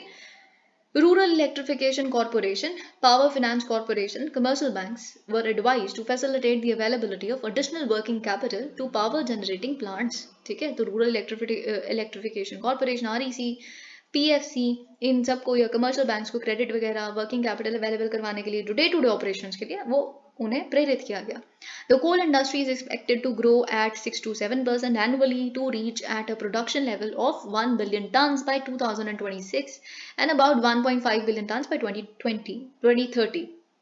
अब देखिए स्टील इंडस्ट्री के बारे में हम आ जाते हैं कि स्टील इंडस्ट्री के बारे में फिर टेक्सटाइल देखेंगे, फिर फार्मा देखेंगे, और ये सारी चीज़ें जो लिखी हैं ये भी हम देखने की कोशिश करेंगे फार्मास्यूटिकल सेक्टर में, ओके। अब देखिए ये तो हम बहुत बार देख चुके हैं, पर फिर भी मैं आपको समझा दूंगी जो यहाँ पे समझना है, क्योंकि हम बहुत बार विजन आई इसकी मैगजीन्स में भी हर ना किसी चीज़ में आता ही रहता है, ये DLI scheme, semiconductor, fabrication facilities, but still ठीक है। Steel sector with cumulative production and consumption of finished steel, तो देखिए यहाँ पे लिखा है the steel sectors performance in the current fiscal year has been robust with cumulative production and consumption of finished steel at 88 million tons and 86 million tons respectively. जो growth है finished steel production में उसने aid किया है, is aided by, उसको aid किया है double digit growth in consumption ने, ठीक है। 11% ईयर ऑन ईयर ग्रोथ देखी है हमने। आयरन और स्टील जो एक्सपोर्ट्स हैं वो मॉडरेट हो गए हैं in the first 8 months of the current fiscal owing to a slowdown in the global economy. अब देखिए ये चीज़ हम देख रहे हैं क्योंकि बाकी ग्लोबल इकोनॉमी में हम स्टैग्नेशन देख रहे हैं, ठीक है। तो वहाँ पे जो आयरन एंड स्टील एक्सपोर्ट्स थे वो कम हो गए हैं, मॉडरेट हो गए हैं, पर स्टिल अभी भी हाइयर है by 20% over the corresponding pre pandemic level, ठीक है। तो 20% से अभी भी ज़्यादा है प्री पैंडेमिक लेवल से आयरन एंड स्टील एक्सपोर्ट्स, पर फिर भी मॉडरेट हो गए हैं, ठीक है। टेक्सटाइल इंडस्ट्री को देख लेते हैं। टेक्सटाइल इंडस्ट्री में लिखा है FDI inflows into the textile industry are yet to recover. तो ये थोड़ा सा स्पॉट ऐसा है, डिफिकल्ट स्पॉट है ये, इसमें हमने अभी भी FDI इनफ्लोज नहीं देखे हैं प्री पैंडेमिक लेवल पे दोबारा जाते हुए, अभी भी हम बुरी स्थिति में ही हैं। और गवर्नमेंट ने क्या स्टेप्स लिए हैं टेक्सटाइल में आप जानते हैं, PM मित्रा पार्क्स आप जानते हैं, टेक्सटाइल PLI स्कीम में टेक्सटाइल भी एक सेक्टर है, okay. Pharmaceutical industry, India's domestic pharmaceutical market is estimated at $41 billion in 2021 and is likely to grow to $65 billion by 2024. अब देखिए यहाँ पे 3 PLI स्कीम्स, तो आपको पता होना चाहिए कि जो फार्मा सेक्टर में मैन्युफैक्चरिंग को बूस्ट करने के लिए 3 डिफरेंट PLI स्कीम्स चल रही हैं, ओके। तो ये चीज़ आपको पता होनी चाहिए। अब ये 3 स्कीम्स डिफरेंट क्या है, अगर हम यहाँ पे देखें जो लिखा हुआ है, okay, if we read it, critical KSMs, DIs and APIs, इसका मतलब क्या है, जो PLI स्कीम दी जा रही है की स्टार्टिंग मटेरियल्स के लिए, क्रिटिकल की स्टार्टिंग मटेरियल्स, या ड्रग इंटरमीडियरीज के लिए, या एक्टिव फार्मास्यूटिकल इंग्रेडिएंट्स के लिए, ठीक है।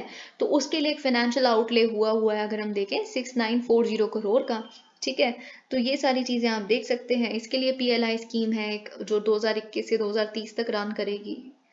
ओके, तो वही चीज़, कोई फाइनेंशियल इंसेंटिव तो नहीं दिया हुआ, but we have this outlay. Medical devices है, फिर मेडिकल डिवाइसेस के लिए अलग से हम देख रहे हैं एक राइट 2021 से 2028 तक यहाँ पे फाइनेंशियल इंसेंटिव है, sales on incremental sales of medical devices for 5 years। देखिए मैं आपको एक बात बताती हूँ, PLI स्कीम है क्या। ये बात बहुत बेसिक है, बट स्टिल आपको पता होनी चाहिए कि जो भी आपका बेस ईयर है जिससे आप कंपेयर करेंगे, जो PLI स्कीम से आने से पहले होगा ऑफ कोर्स, है ना, उसके कंपैरिजन में जो आपकी उस साल में सेल्स हो रही थी उसके कंपैरिजन में, क्योंकि अब हम आपको इंसेंटिव दे रहे हैं, तो अगर आप सेल्स बढ़ाएंगे, ठीक है, उन गुड्स की जो भारत में मैन्युफैक्चर हो रहे हैं, और फिर आप पर्टिकुलर सेक्टर्स में, तो फिर आपको कुछ इंसेंटिव मिलेगा 5 साल के लिए। जैसे हम यहाँ पे देख रहे हैं, अगर आप इंक्रीमेंटल सेल्स करेंगे तो आपको 4 to 6% यहाँ पे बेसिकली कुछ इंसेंटिव दिया जाएगा, फिजिकल इंसेंटिव। तो इस तरह से इट वर्क्स, ठीक है, प्रोडक्शन लिंक्ड इंसेंटिव स्कीम। लेकिन वो प्रोडक्शन कहाँ होनी चाहिए, भारत में होनी चाहिए, ठीक है। और साथ ही में इससे मेक इन इंडिया भी होगा, क्योंकि बाहर वाले भी आके यहाँ प्रोडक्शन कर सकते हैं, साथ में FDI भी बढ़ेगा। फार्मास्यूटिकल्स के लिए 2021 से 2029 यहाँ पे भी फाइनेंशियल इंसेंटिव लिखा है, ठीक है। तो इट इज़ नॉट इम्पॉर्टेंट, पर हम ये देख लेते हैं यहाँ क्या लिखा। अब देखिए सेमीकंडक्टर्स क्या होता है, पहली बात तो what is a semiconductor. Okay, तो सेमीकंडक्टर बेसिकली जो हम क्रिस्टलाइन सॉलिड्स देखते हैं, जो इंटरमीडिएट्स होते हैं इलेक्ट्रिकल कंडक्टिविटी में, जो कंडक्टर और इंसुलेटर के बीच में लगते हैं, ठीक है। इट्स बेसिकली सेमीकंडक्टर का मतलब है जो सेमी कंडक्टिविटी हो, जिसमें लगते हैं क्या, मतलब जो पूरा कंडक्टर भी नहीं है but it's not an insulator, है ना। तो जो आप सर्किट्स बनाते हैं, फॉर एग्जांपल इंटीग्रेटेड सर्किट्स, इन सारी चीज़ों में हम जानते हैं कि सेमीकंडक्टर्स का क्या रोल है, ठीक है। तो ये पावर डिवाइसेस अब तो मतलब चल ही नहीं सकता, we can not do without semiconductors. तो उसके लिए यहाँ पे क्या लिखा है कि हमारे पास कितनी कितनी इनिशिएटिव्स हमने लिए हैं। डिजाइन लिंक्ड इंसेंटिव स्कीम, ठीक है, तो for nurturing and facilitation of domestic companies of semiconductor design, achieving significant indigenization of semiconductor products and IPs deployed across the country and strengthening the infrastructure for design and design करने के लिए, ठीक है, semiconductor setups को design करने के लिए आप बेसिकली जो इंफ्रास्ट्रक्चर है उसको स्ट्रेंथन आप कीजिए, you incentivise that so that the indigenisation of design happens here. Programme for development of semiconductors and display manufacturing ecosystem, वही सारी चीज़ें हैं। पर आपको देखिए इसमें से स्पेक्स आप इनिशिएटिव लिख के आ सकते हैं, पर जो मेन है, राइट, जो सेमीकंडक्टर इंडिया मिशन है, ठीक है, उसके बारे में आपको पता होना चाहिए कि ये जो 3 स्कीम्स हैं डिफरेंट।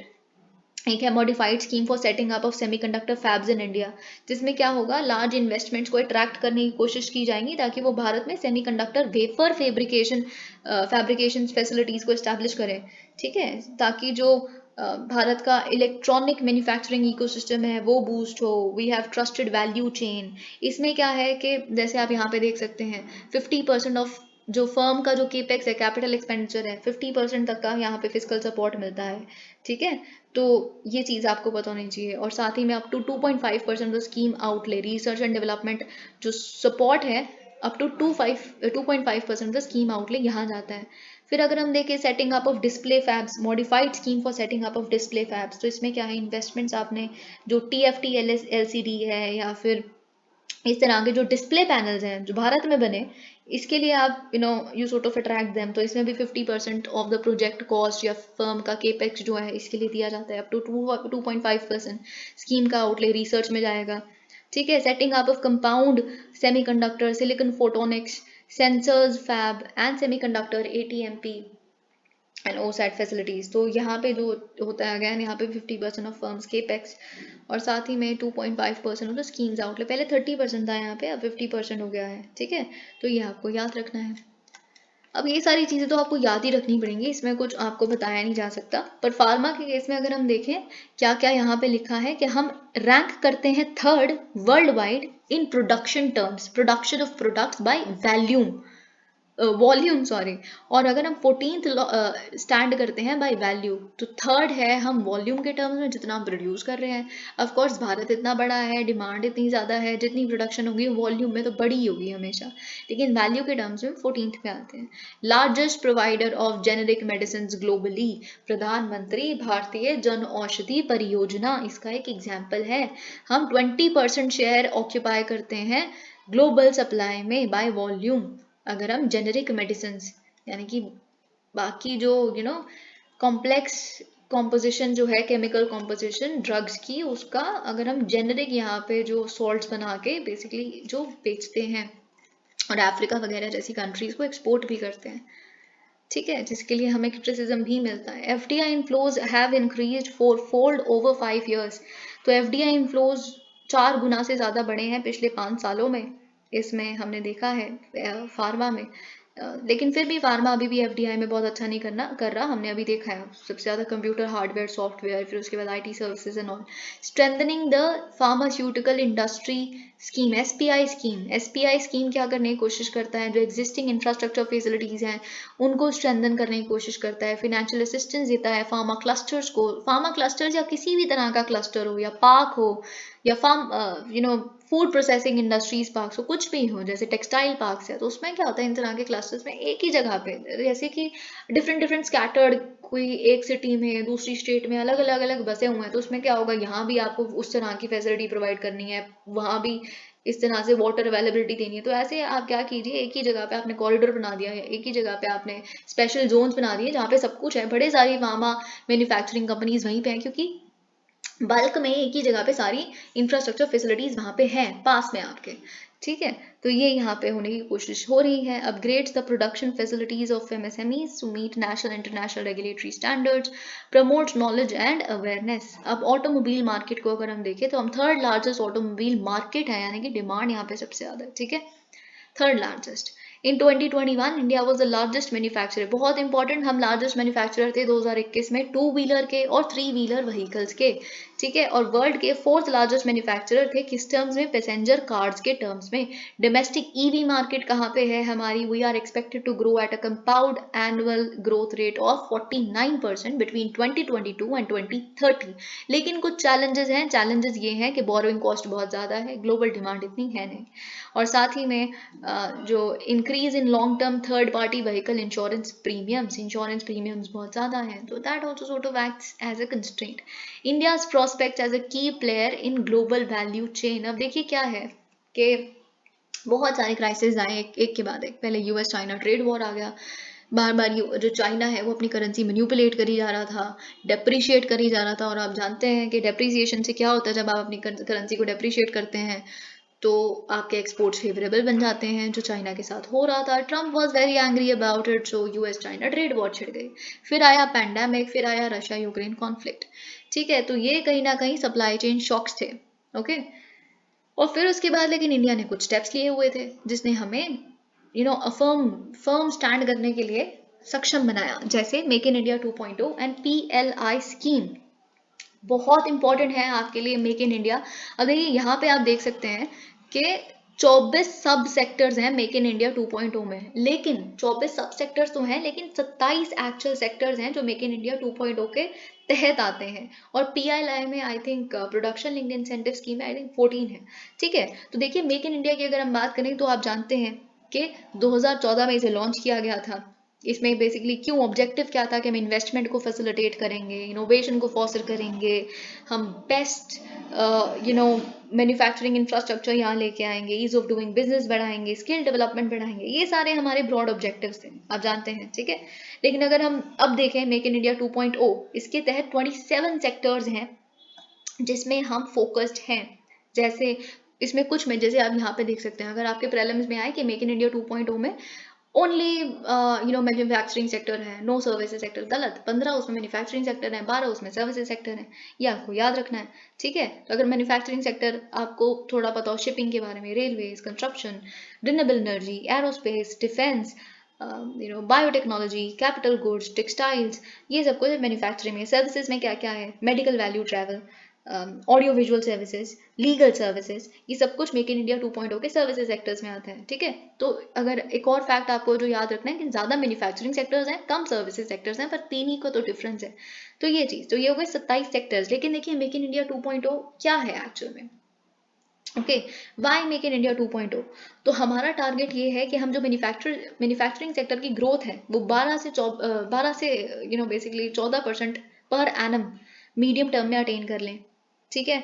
लेकिन जो शेयर है मैन्युफैक्चरिंग सेक्टर का कंट्री की जीडीपी में अभी 16% के अराउंड है, उसको हम 25% तक लेके जाएं, ये हमारा एम है। एक्सपोर्ट लेड ग्रोथ हम चाहते हैं। लेकिन जो सबसे इंपॉर्टेंट बात है ना मेक इन इंडिया 2.0 की, वो ये है कि हम 4 पिलर चाहते हैं। न्यू न्यू न्यू न्यू है ना, क्या क्या न्यू चाहते हैं हम? न्यू प्रोसेसेस चाहते हैं। पहली बात तो नए प्रोसेसेस के माध्यम से, है ना, हम एंटायर लाइफ साइकिल जो है बिजनेस उसको रिफॉर्म कर सकें। न्यू इंफ्रास्ट्रक्चर, नए तरह से इंडस्ट्रियल कॉरिडोर्स, एग्जिस्टिंग इंफ्रास्ट्रक्चर को रीवैम्प करना, ये सारी चीजें, ठीक है। तो हमने पहला क्या देखा? New processes. दूसरा क्या देखा? New infrastructure. तीसरा क्या देख रहे हैं? न्यू सेक्टर्स, 27 सेक्टर्स ये जो है न्यू सेक्टर्स, ठीक है। ये सारी चीजें ताकि उनके बारे में इंफॉर्मेशन भी हो और फिर उसको हम डील करने की कोशिश करें। और न्यू माइंडसेट, सबसे इंपॉर्टेंट चीज, सबसे ज्यादा जो पैराडाइम शिफ्ट आता है कि कैसे गवर्नमेंट इंटरेक्ट करती है इंडस्ट्री के साथ, that is new mindset, okay. तो ये चीज आपको याद रखनी है। Okay, amongst these 24 subsectors, okay, this we have done. अब देखिए PLI scheme spread across, yes, जैसे कि मैंने आपको कहा था 14 सेक्टर्स हैं, can enhance India's annual manufacturing capex by 15 to 20%. Okay, design led PLI in June to promote, वही डिज़ाइन लेड 5G में भी, टेलीकॉम मैन्युफैक्चरिंग में भी, there is nothing much in to it. Fostering innovation, 46% growth in domestic filing of patents, बहुत important है। 2016 से 2021 के बीच में 46% हमने ग्रोथ देखी है जो डोमेस्टिक कंपनीज पेटेंट फाइल कर रहे हैं। तो इसका मतलब क्या है? We are moving towards a knowledge based economy as per the global innovation index 2022। जो इंडिया है टॉप 40 इनोवेटिंग कंट्रीज में है, फर्स्ट टाइम 2022 में हम एंटर कर गए। अब बहुत इंपॉर्टेंट कॉन्सेप्ट है आपके लिए, आपके प्रीलिम्स के लिए, flipping and reverse flipping the recent developments in startups. क्योंकि स्टार्टअप्स का इतना बोलबाला है, एटलीस्ट आपसे एक्सपेक्ट किया जाता है कि अगर कुछ हम देख रहे हैं भारत में तो उसके कॉन्सेप्ट्स आपको क्लियर हो। तो क्या लिखा है यहाँ पे? About 48% of our startups are from tier 2 and tier 3 cities. ये एक बहुत इंपॉर्टेंट चीज है आपके लिए कि 48% जो भारत के स्टार्टअप्स हैं वो टीयर 2 और टीयर 3 सिटीज से आ रहे हैं। यानी कि grass root development, grass roots में कितना एंटरप्रेन्योरियल पोटेंशियल है, ठीक है। तो ये चीज, पर रिसेंटली क्या हो रहा है, Indian companies have been getting headquartered overseas. Indian companies बाहर हेडक्वार्टर्स अपना एस्टैब्लिश कर रही है यहाँ से जाके। तो फ्लिपिंग का मतलब होता है जब आप अपनी एंटायर ओनरशिप, इंडियन कंपनी एक ओवरसीज एंटिटी को ट्रांसफर कर दे, ठीक है, जिसमें आप अपना आईपी जो है, इंटेलेक्चुअल प्रॉपर्टी, ये सारा डेटा सब कुछ इंडियन कंपनी जो ओन करती है वो भी आप उन्हीं को दे देंगे। तो फ्लिपिंग ये बताती है कि जो स्टार्टअप्स हैं they are venturing out for short term gains in the dynamic and uncertain geopolitical world में भी। कुछ आपको यहाँ पे अनफेवरेबल लग रहा है। रीजंस क्या है फ्लिपिंग के? हो सकते हैं कमर्शियल रीजंस हो सकते हैं, टैक्सेशन रीजंस हो सकते हैं, मे बी आपको यहाँ का टैक्सेशन सिस्टम, एंजल टैक्स वगैरह जो भी काफ़ी अनफेवरेबल लगता हो। आपकी पर्सनल प्रेफरेंसेस भी हो सकती हैं, अगर आप फाउंडर हैं या इन्वेस्टर हैं, दैट डिपेंड्स। या फिर जो आपका प्रोडक्ट है उसकी मेजर मार्केट ही ऑफशोर है तो फिर आप बाहर जाते हुए देख सकते हैं। या फिर आप जो कैपिटल मार्केट है ऑफशोर कंट्री की वो उसे एक्सेस करना चाहते हैं for better valuations and ticket size, then also you can flip. तो लेकिन ये फ्लिप जो है इसे रिवर्स किया जा सकता है अगर सरकार के जो रेगुलेटरी बॉडीज हैं और बाकी stakeholders they come together and do something about it. Maybe you can ask those people only जो यहाँ से जा रहे हैं, why are you going there? Maybe there are certain reasons and you know them, you can cater to them.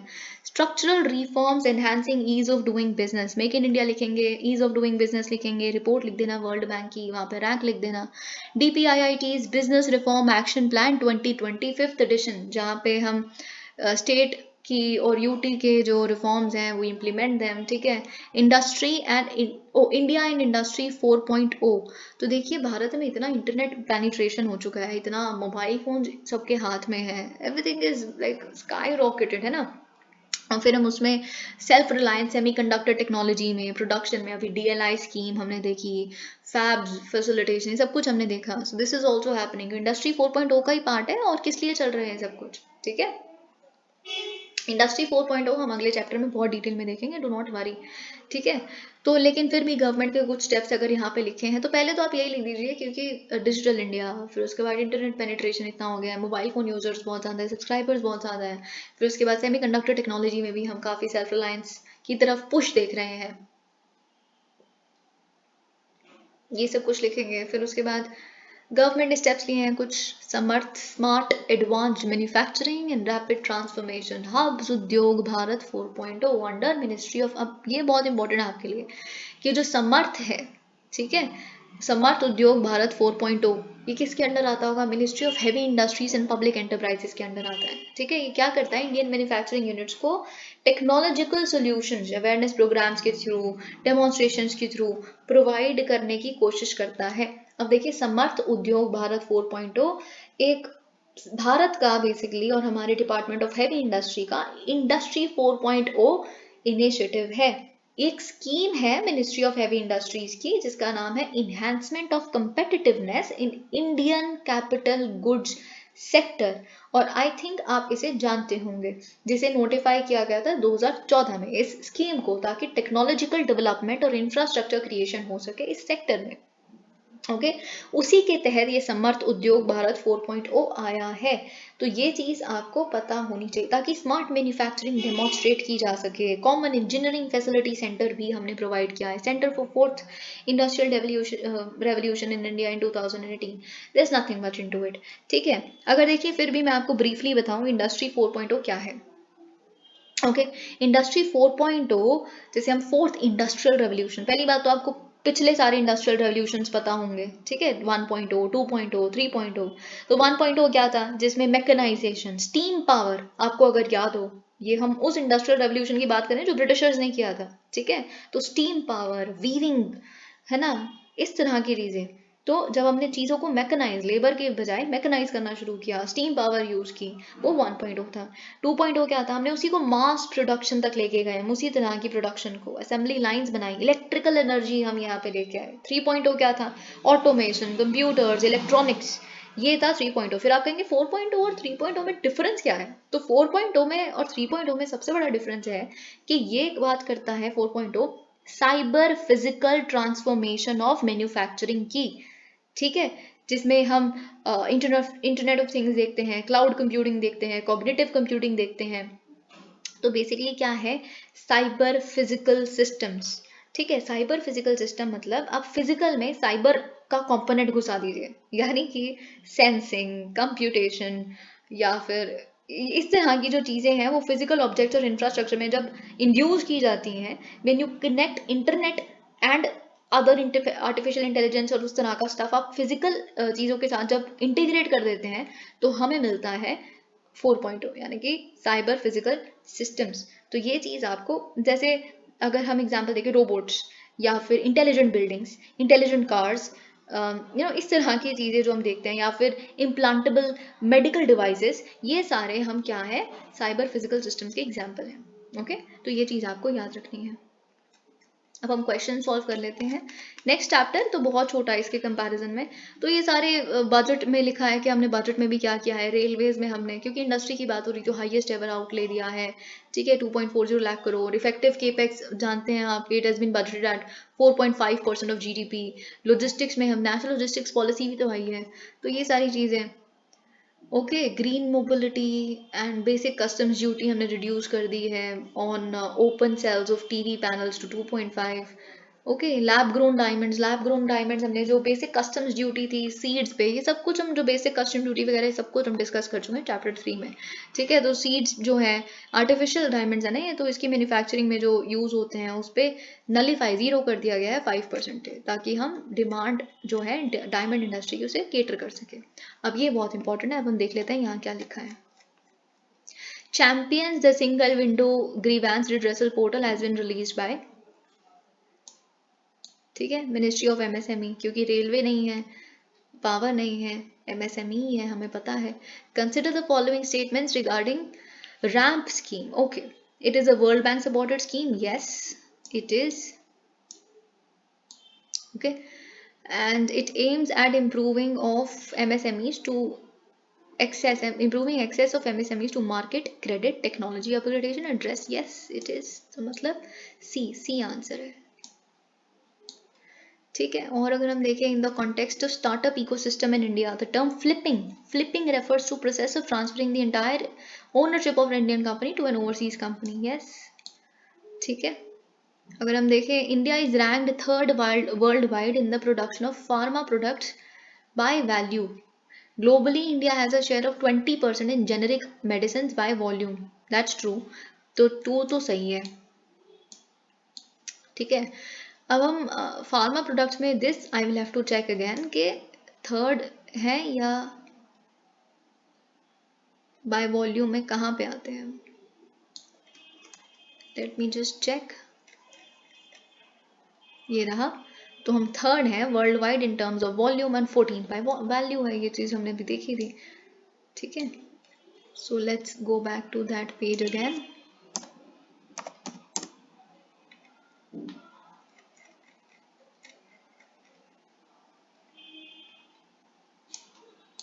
तो third world wide.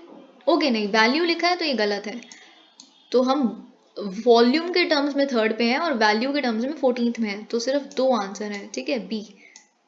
तो B is the answer.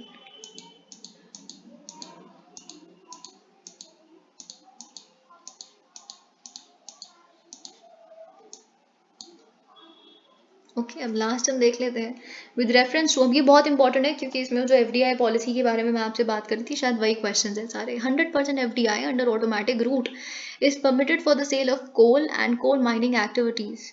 जी हाँ, बिल्कुल. तो 100% ही है. 100% FDI under government route. 100% FDI under government route क्या होता है? Has been permitted for uploading और स्ट्रीमिंग ऑफ. नहीं, 26% है न्यूज़ और करंट अफेयर्स की. तो बिल्कुल ही गलत है. 100% FDI has been permitted in intermediaries. Yes. Insurance intermediaries. तो ये सारे क्वेश्चंस हमने सॉल्व कर लिए. अब हम चैप्टर 10 पे आ जाते हैं. But before that I would definitely need a water break.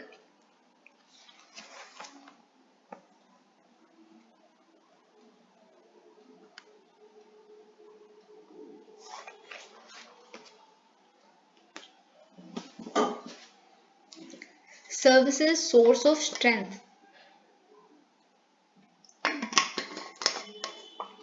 देखिए, सर्विसेज तो आप जानते ही हैं कि कितना इम्पोर्टेंट कॉन्सेप्ट है भारत के लिए, क्योंकि भारत एक सर्विसेज एक्सपोर्टर है.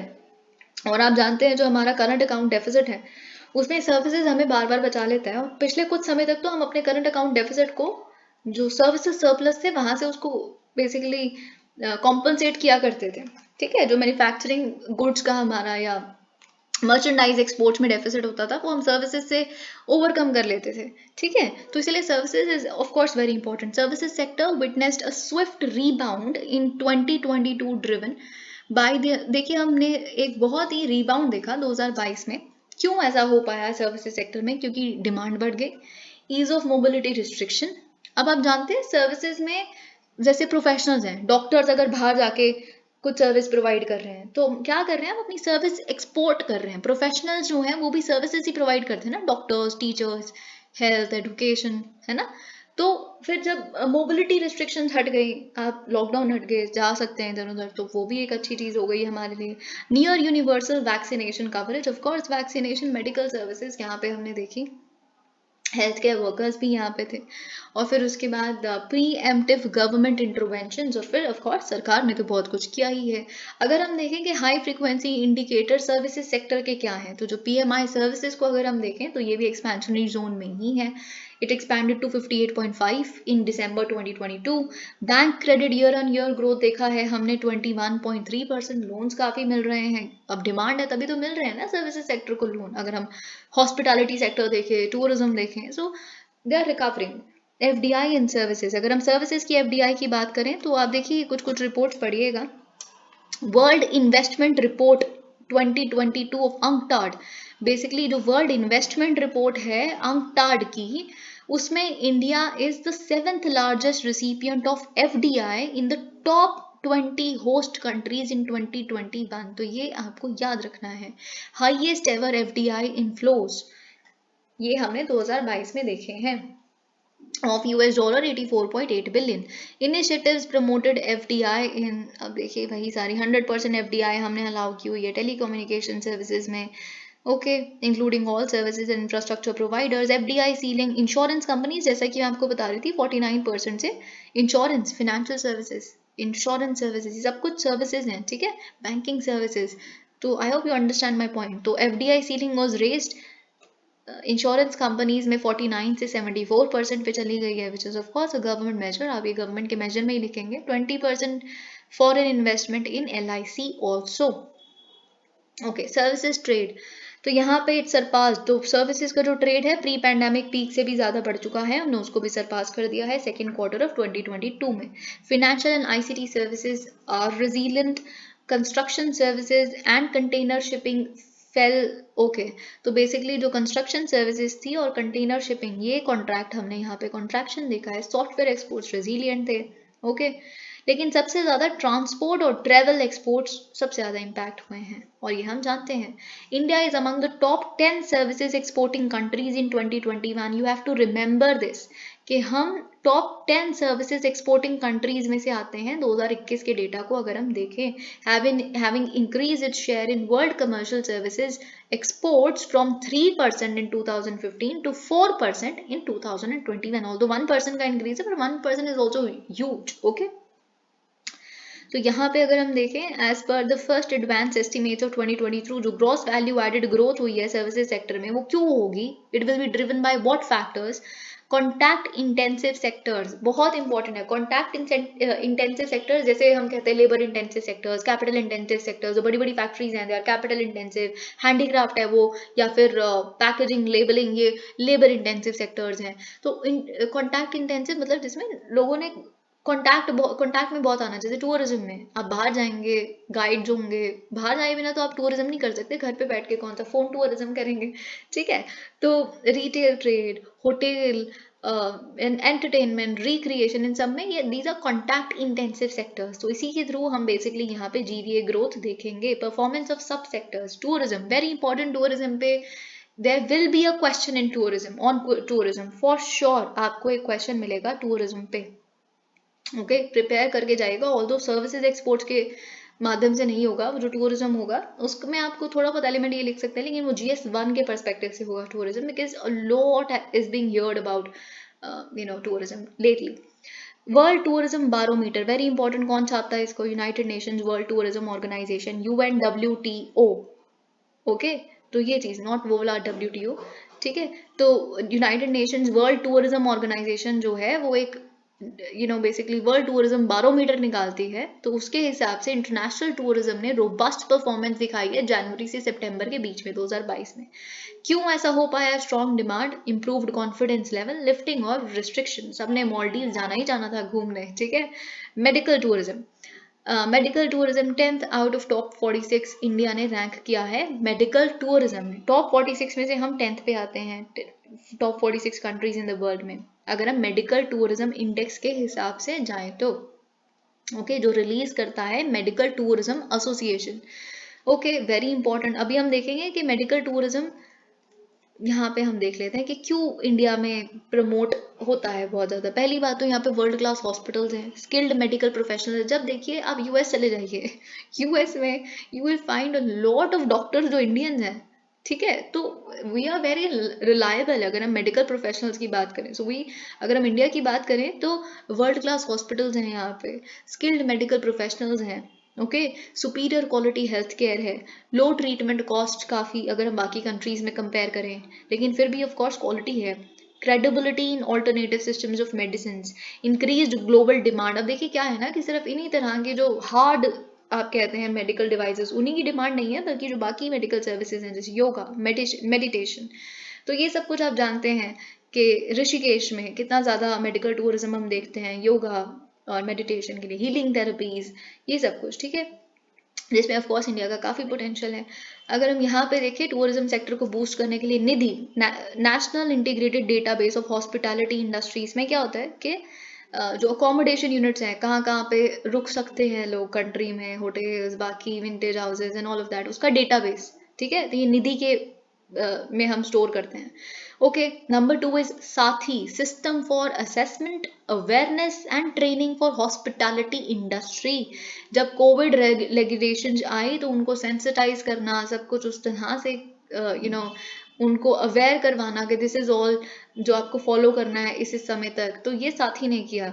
RCS उड़ान 3, उड़ान के बारे में तो कौन नहीं जानता, जिसने फ्लाइट्स को अफोर्डेबल बना दिया, रीजनल कनेक्टिविटी बढ़ा दी, ठीक है।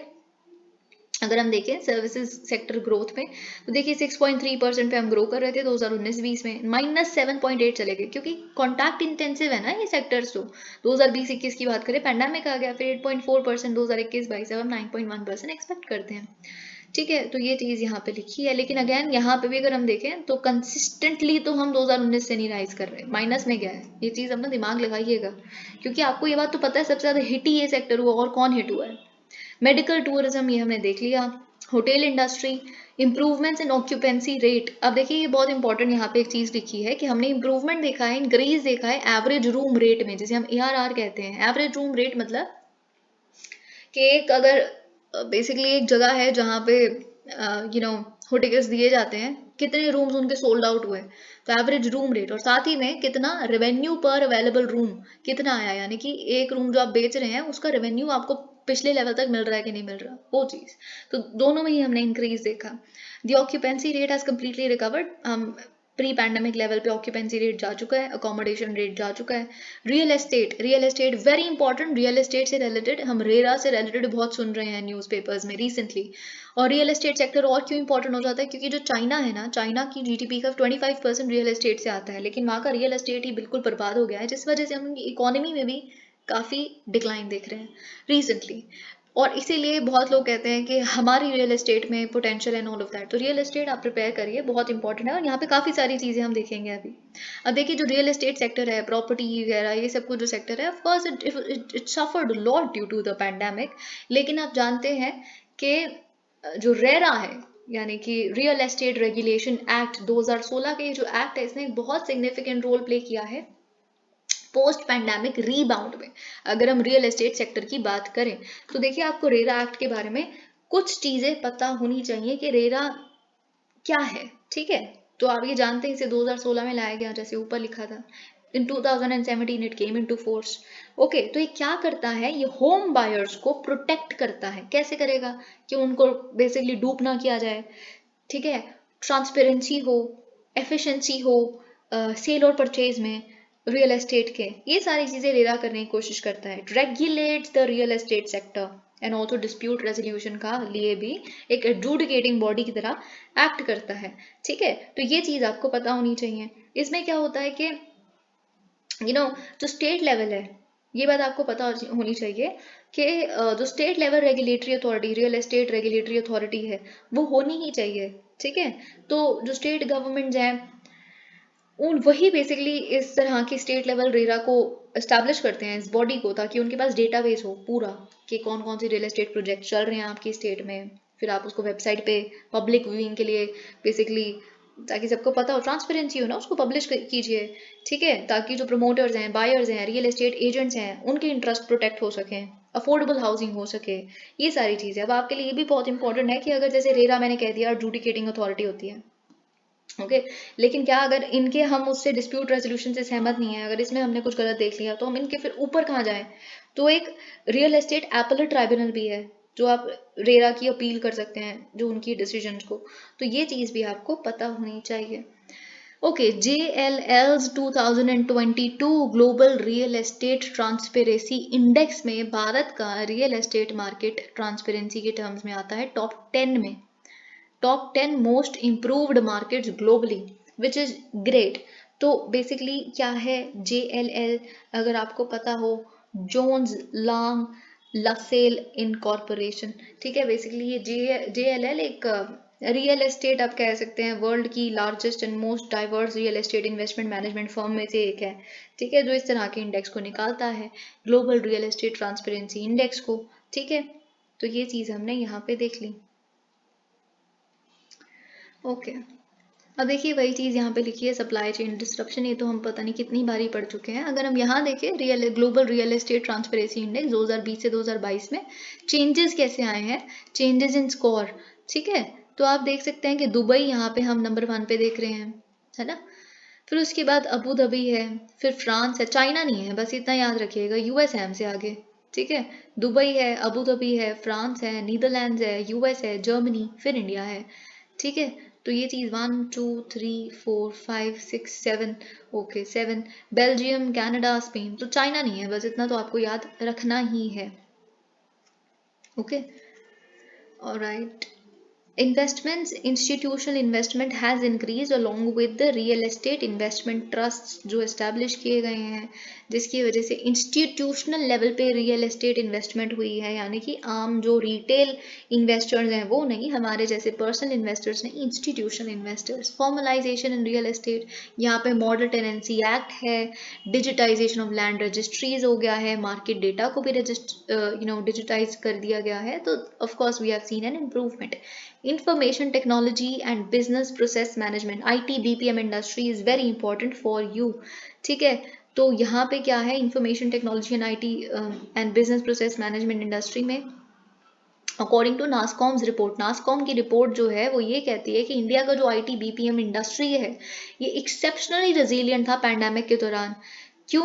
क्योंकि हमने काफ़ी टेक्नोलॉजी स्पेंडिंग देखी, एक्सेलरेटेड टेक्नोलॉजी अडॉप्शन देखी लोगों द्वारा, डिजिटल ट्रांसफॉर्मेशन हम भारत का देख ही रहे हैं। In fact world bank IMF recently ये कहता है कि जो संसार की ग्रोथ होगी, जो थोड़ी बहुत होगी, वो भारत ही लीड करेगा, भारत उसमें 15% तक कंट्रीब्यूट करेगा। वो भी इसलिए कर पाएगा क्योंकि भारत की इकोनॉमी डिजिटली ट्रांसफॉर्मेशन देखी है भारत की इकोनॉमी ने। तो ये सारी चीज़ें नासकॉम की रिपोर्ट भी बताती हैं, ठीक है।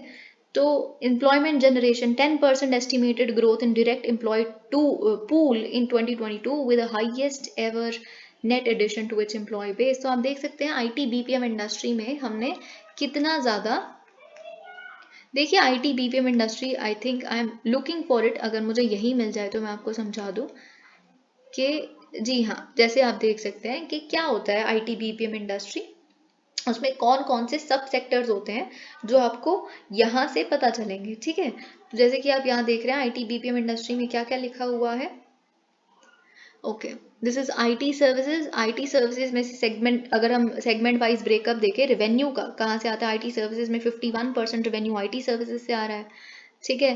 फिर उसके बाद नंबर 2 पे है 19%, ये किसका है, number 2 BPM, business process management. Business process management का मतलब क्या होता है, बिजनेस प्रोसेस मैनेजमेंट का मतलब होता है कि अगर फॉर एग्जांपल कुछ मुझे मॉडल करना है, एनालाइज करना है, ऑप्टिमाइज करना है end to end business processes को, ताकि जो मेरे स्ट्रेटेजिक बिजनेस के गोल हैं उसे मैं अचीव कर सकूं, मुझे कस्टमर एक्सपीरियंस फ्रेमवर्क को इम्प्रूव करना है, ये मेरा गोल है। अब इसमें कुछ प्रोसेस है, ये मेरा टास्क है, इसको जो भी करने के लिए मैं फीडबैक लूंगी, स्टेक होल्डर्स को एंगेज करूंगी और इस प्रोसेस को, बिजनेस के प्रोसेस को इम्प्रूव करने की कोशिश करूंगी। तो ये बिजनेस प्रोसेस मैनेजमेंट कंपनीज करती हैं, ठीक है। You have like a specified goal, you have to reach it and you sort of you adopt a set of activities to reach there, ठीक है। तो इस तरह की जो कंपनीज होती हैं, तो इसमें हम देखिए यहाँ पे देख रहे हैं कौन कौन से सेक्टर्स होते हैं। IT, यहाँ पे आप सर्विसेज देखेंगे, बिजनेस प्रोसेस मैनेजमेंट देखेंगे, सॉफ्टवेयर प्रोडक्ट्स देखेंगे, इंजीनियरिंग सर्विसेज देखेंगे, हार्डवेयर देखेंगे। तो ये सारी चीज़ें आपको पता होनी चाहिए, जिसमें सबसे ज़्यादा 51% आता है रेवेन्यू IT सर्विसेज में से, नंबर 2 आता है बिजनेस प्रोसेस मैनेजमेंट से, नंबर 3 आता है इंजीनियरिंग रिसर्च एंड डेवलपमेंट में से, ठीक है। फिर उसके बाद 8% आता है कहाँ से, हार्डवेयर से, और लास्ट में आता है हमारे पास सॉफ्टवेयर प्रोडक्ट्स। आपको याद रखना है सॉफ्टवेयर प्रोडक्ट्स लास्ट आता है रेवेन्यू के टर्म्स में, ठीक है। अगर हम ज्योग्राफिक डिस्ट्रीब्यूशन देखें IT BPM एक्सपोर्ट्स की, एक्सक्लूडिंग हार्डवेयर, हार्डवेयर एक्सक्लूडेड नहीं है, इंक्लूडेड नहीं है यहाँ पे, तो यहाँ पे 62% आ रहा है USA। तो नासकॉम की रिपोर्ट बताती है कि USA नंबर 1 पे है IT BPM एक्सपोर्ट्स के टर्म्स में। फिर उसके बाद आता है 17% जो कहाँ से आ रहा है, UK से, ठीक है। फिर उसके बाद आ रहा है 11% Europe, of course it excludes UK क्योंकि UK हमने यहाँ देख लिया है, तो 11%। और अगर हम 8% देखें, कहाँ से आ रहे हैं, एशिया पैसिफिक रीजन से, ठीक है, जिसमें भारत भी आता है 8%, और 2% आ रहा है रेस्ट ऑफ द वर्ल्ड से, ठीक है। तो ये सारी चीज़ें आपको याद रखनी है। अगर हम देखें हम कहाँ थे, okay, this we have done engineering research and development innovation. तो ये भी हम काफ़ी इसमें रिसर्च एंड डेवलपमेंट, भारत की सरकार का काफ़ी इसमें सपोर्ट भी देख रहे हैं. Okay, so this of course you know. Okay, there were we global competency centers. Many global competency centers have been incorporated in India in the last 6 years. अब ग्लोबल competency centers क्या होते हैं? ये basically expertise provide करते हैं किसी project के लिए, किसी प्रोग्राम के लिए. ओके, ये इनके पास नॉलेज भी है उस प्रोजेक्ट में हेल्प करने के लिए और रिसोर्स भी है उसमें हेल्प करने के लिए. ठीक है, तो ये होते हैं competency centers, they competed in it. Okay, तो ये सारी चीज़ें. डोमिनेंट शेयर आईटी सर्विसेज, जैसे कि हमने देखा 51% आता है. Okay, majority share. अब क्या है, की पिलर्स क्या है आईटी बीपीएम के? कस्टमर सेंट्रिसिटी, पर्सनलाइज कीजिए, अगर उनको कोई दिक्कत है तो उसको केटर कीजिए. Domain specific solutions, digital first talent pool. Okay, वही सारी चीज़ें. फ्यूचर रेडी सॉल्यूशंस, ये सारी चीज़ें यहाँ लिखी है. मेजर ग्रोथ ड्राइवर्स क्या है आईटी बीपीएम इंडस्ट्री में? अगर हम कह रहे हैं, नास्कॉम कह रहा है कि एक्सेप्शनली रेजिलिएंट था पैंडेमिक के टाइम पे हमारी ये इंडस्ट्री, तो क्या है ऐसा हमारे पास? भारत की डिजिटल टैलेंट है, हमारे भारत का डिजिटल टैलेंट ही ऐसा है. ठीक है, okay. Margin defence through operational excellency. अब मार्जिन डिफेंस का मतलब क्या होता है कि इसमें मार्जिन बहुत है इस सेक्टर में. ठीक है, और वैसे ही रहता है, मार्जिन उतना ही रहेगा, कम नहीं हो जाएगा. कुछ कुछ बाहर कम हो गया तो क्यों? क्योंकि यहाँ पे क्या है ना कि आप मार्जिन को उतना ही रख सकते हैं, मार्जिन को डिफेंड कर सकते हैं जो आपका प्रॉफिट आ रहा है by operational excellence. Okay, you make your processes smooth, you make your things digitalized, automated, maybe you do something about it and then you attain operational excellence and margin remains as it is. तो यहाँ पे India का digital talent अच्छा है, हमारा margin defence है through operational excellence. तो साथ ही में हम लीड कर रहे हैं हाइब्रिड वर्क मॉडल्स में. हाइब्रिड वर्क मॉडल्स क्या होते हैं कि आप वर्क फ्रॉम होम भी कर लीजिए, आप कभी कभी वहाँ भी चले जाइए हफ्ते में एक बारी. ठीक है, फिजिकल स्पेस में भी अपना काम करने. enabled technology firms to respond proactively to emerging customer demand throughout the pandemic. Okay, growth drivers, India's massive digital infrastructure, वही सारी चीज़ें यहाँ लिखी है. Okay, e-commerce. अब देखिए अगेन ये e-commerce जो हम देखेंगे, renewed push and sharp increase in penetration. अब देखिए, आप जानते हैं e-commerce प्लेटफॉर्म्स को कितना बड़ा पुश मिला है. और फिर उसके बाद you know let's just let me have water.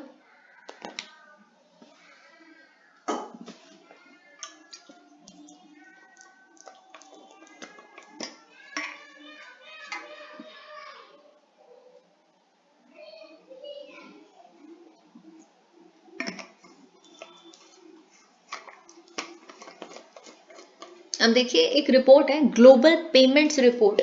Global payments report निकालता है वर्ल्ड पे FIS. तो देखिए वर्ल्ड पे एक अलग से कंपनी हुआ करती थी 2019 तक, फिर उसको एक कंपनी है FIS, जिसे Fidelity national information services, America की एक कंपनी है, उसने एक्वायर कर लिया था. तो अब ये एक ही कंपनी है. ठीक है, तो ये निकालती है एक रिपोर्ट जिसका नाम है ग्लोबल पेमेंट्स रिपोर्ट के कितनी बेसिकली डिजिटल पेमेंट्स हुई हैं ई कॉमर्स प्लेटफॉर्म्स पे.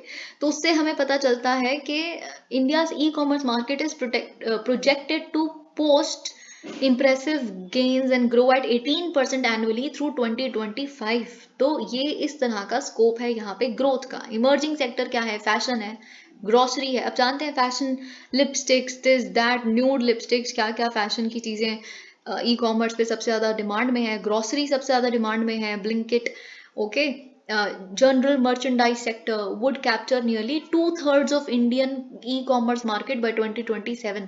तो बेसिकली यहाँ पे स्कोप इतना ज़्यादा है, तो यहाँ पे इन्वेस्टमेंट भी अगर कोई सोचता है तो कर सकता है. फैशन में, ग्रोसरी में, जनरल मर्चेंडाइज सेक्टर में 2027 तक 2/3, 2/3 जो इंडियन ई कॉमर्स मार्केट की आप कह सकते हैं शेयर है, वो ये कैप्चर करेंगे. Fashion, grocery, general merchandise sector.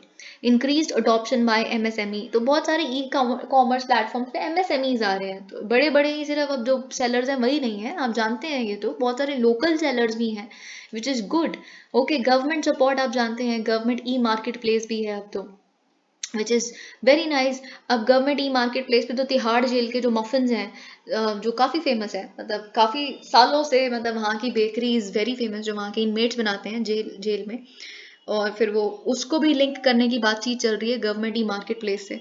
ठीक है, और जैसे सेल्फ हेल्प ग्रुप्स हैं जो हैंडीक्राफ्ट्स बनाते हैं, ट्राइबल कम्युनिटीज़ के कोई प्रोडक्ट्स हैं, वो भी आप जानते हैं कि इसको लिंक किया जा रहा है ग्लोबल जो गवर्नमेंट ई मार्केट प्लेस है उसके साथ। तो ऑफ कोर्स जो सोशल एस्पेक्ट है it is also kept in mind. Initiatives to promote e commerce, digital economy, पहली बात तो ई मार्केट प्लेस अभी हमने देखा, open network for digital commerce जो बेसिकली अमेजोन, फ्लिपकार्ट इन सबको भी कहीं ना कहीं ओवरकम कर लेगा आने वाले समय में, हम एक्सपेक्ट करते हैं। ठीक है, क्योंकि वहाँ पे कोई इस तरह से इंटरफेरेंस नहीं है। ओके ये हम देख चुके हैं, वन डिस्ट्रिक्ट वन प्रोडक्ट, यानी कि एक डिस्ट्रिक्ट अगर किसी चीज़ में एफिशिएंट है, बनाता है, उसमें उसकी एक्सपर्टीज़ है, कंपैरेटिव एडवांटेज है, तो उसको इकोनॉमीज ऑफ स्केल तक लेके जाया जाए। promoted internet penetration, smartphone adoption, onboarding people with their products for online sales, ये सब कुछ यहाँ पे लिखा है जो आप खुद भी लिख सकते हैं। innovation in mobile technologies, increased adoption of digital payments, आप जानते हैं डिजिटल पेमेंट्स के लिए यूपीआई पेमेंट कहाँ चली गई हैं आज के समय में। अब तो यूपीआई पेमेंट्स जो हो रही हैं ई कॉमर्स के लिए हो रही हैं, सिंगापुर के साथ यूपीआई को लिंक कर दिया गया है, जो उनका पे नाउ सर्विसेज है उसके साथ, है ना। तो ये सारी चीज़ें, डिजिटल फाइनेंशियल सर्विसेज बहुत important, financial services digitally provide करना, इस पे क्वेश्चन आएगा, क्योंकि आई थिंक दिसंबर के महीने में इकोनॉमी की जो विजन आई है, इस मैगजीन आई है, उसमें आरबीआई ने डिजिटल फाइनेंशियल सर्विसेज के लिए जो गाइडलाइंस है उनको इन्फोर्स करने की बात की है, which are very important for you. तो इसीलिए क्योंकि फाइनेंशियल सर्विसेज जो डिजिटली प्रोवाइड की जा रही है उसमें फ्रॉड्स, डिजिटल लोन एप्स जो हैं उसमें भी हम बहुत कुछ देख रहे हैं, पर खैर आपके लिए बहुत इंपॉर्टेंट है। और हम यहाँ इकोनॉमिक सर्वे देखते हैं क्या कहते हैं। Accelerating financial inclusion, democratizing access, spurring the personalization of products।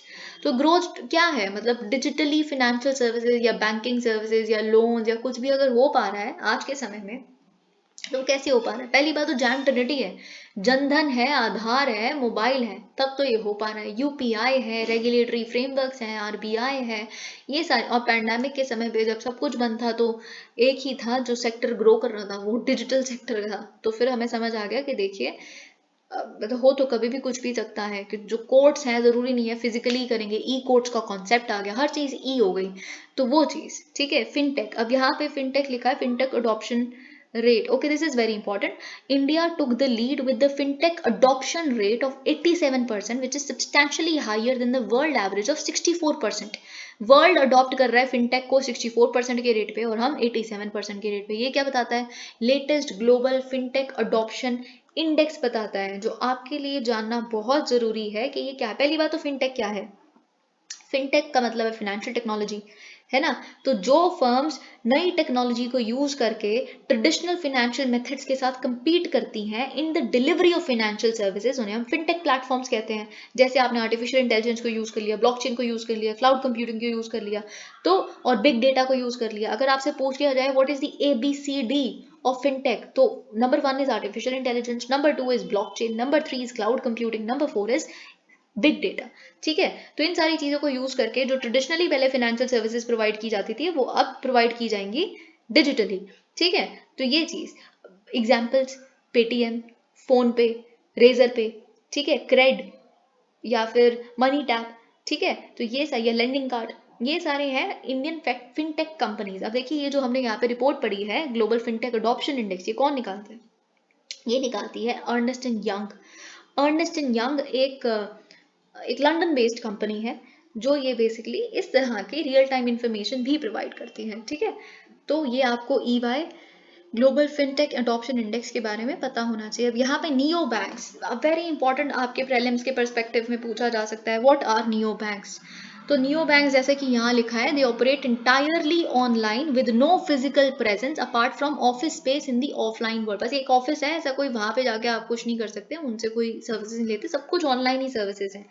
Again I repeat, neo banks क्या है, और यहाँ पे एक और इनके लिए टर्म है जो आपके प्रीलिम्स में आ सकती है फॉर श्योर। अगर ये स्टेटमेंट आ गई कि neo banks are also known as challenger banks, why, what is the reason, क्या होगा इसका रीजन? ठीक है, तो ये चीज फिर उसमें 4 स्टेटमेंट्स होंगी और उसमें से एक आपको चूज करनी है। तो नियो बैंक्स क्या है? It is a digital bank जिसमें कोई ब्रांचेस नहीं है, विदाउट एनी ब्रांचेस, ये फिजिकली प्रेजेंट नहीं होती किसी स्पेसिफिक लोकेशन पे, इट इज एंटायरली ऑनलाइन, जो सर्विसेज हैं वो सबकी सब ऑनलाइन है। दे आर फाइनेंशियल इंस्टीट्यूशंस जो कस्टमर्स को एक चीपर ऑल्टरनेटिव देते हैं ट्रेडिशनल बैंक्स के कंपैरिजन में। तो मतलब क्या है, ये जो नियो बैंक्स हैं इनको चैलेंजर बैंक्स इसीलिए कहा जाता है क्योंकि ये चैलेंज करते हैं कॉम्प्लेक्स इंफ्रास्ट्रक्चर और क्लाइंट ऑन बोर्डिंग प्रोसेस जो ट्रेडिशनल बैंक्स के हुआ करते थे। आपने ट्रेडिशनल बैंक्स के पूरे काम करने के तरीके को ही चैलेंज कर दिया, इसीलिए जो नियो बैंक्स हैं उन्हें चैलेंजर बैंक्स कहा जाता है। ठीक है, तो इनके पास कोई बैंक का लाइसेंस तो नहीं होता खुद का, ये भी आपको पता होना चाहिए, पर ये जो इनके बैंकिंग पार्टनर्स हैं उन पे रिलाई करते हैं if they have to offer these licensed services. वो इसीलिए क्योंकि आरबीआई अभी तक मतलब it doesn't allow banks to be 100% digital yet. सबका जाके एसबीआई पे या बाकी बैंक्स पे आप जाके काम करवाते हैं ना अपना, तो कोई भी बैंक अभी तक 100% डिजिटल नहीं है।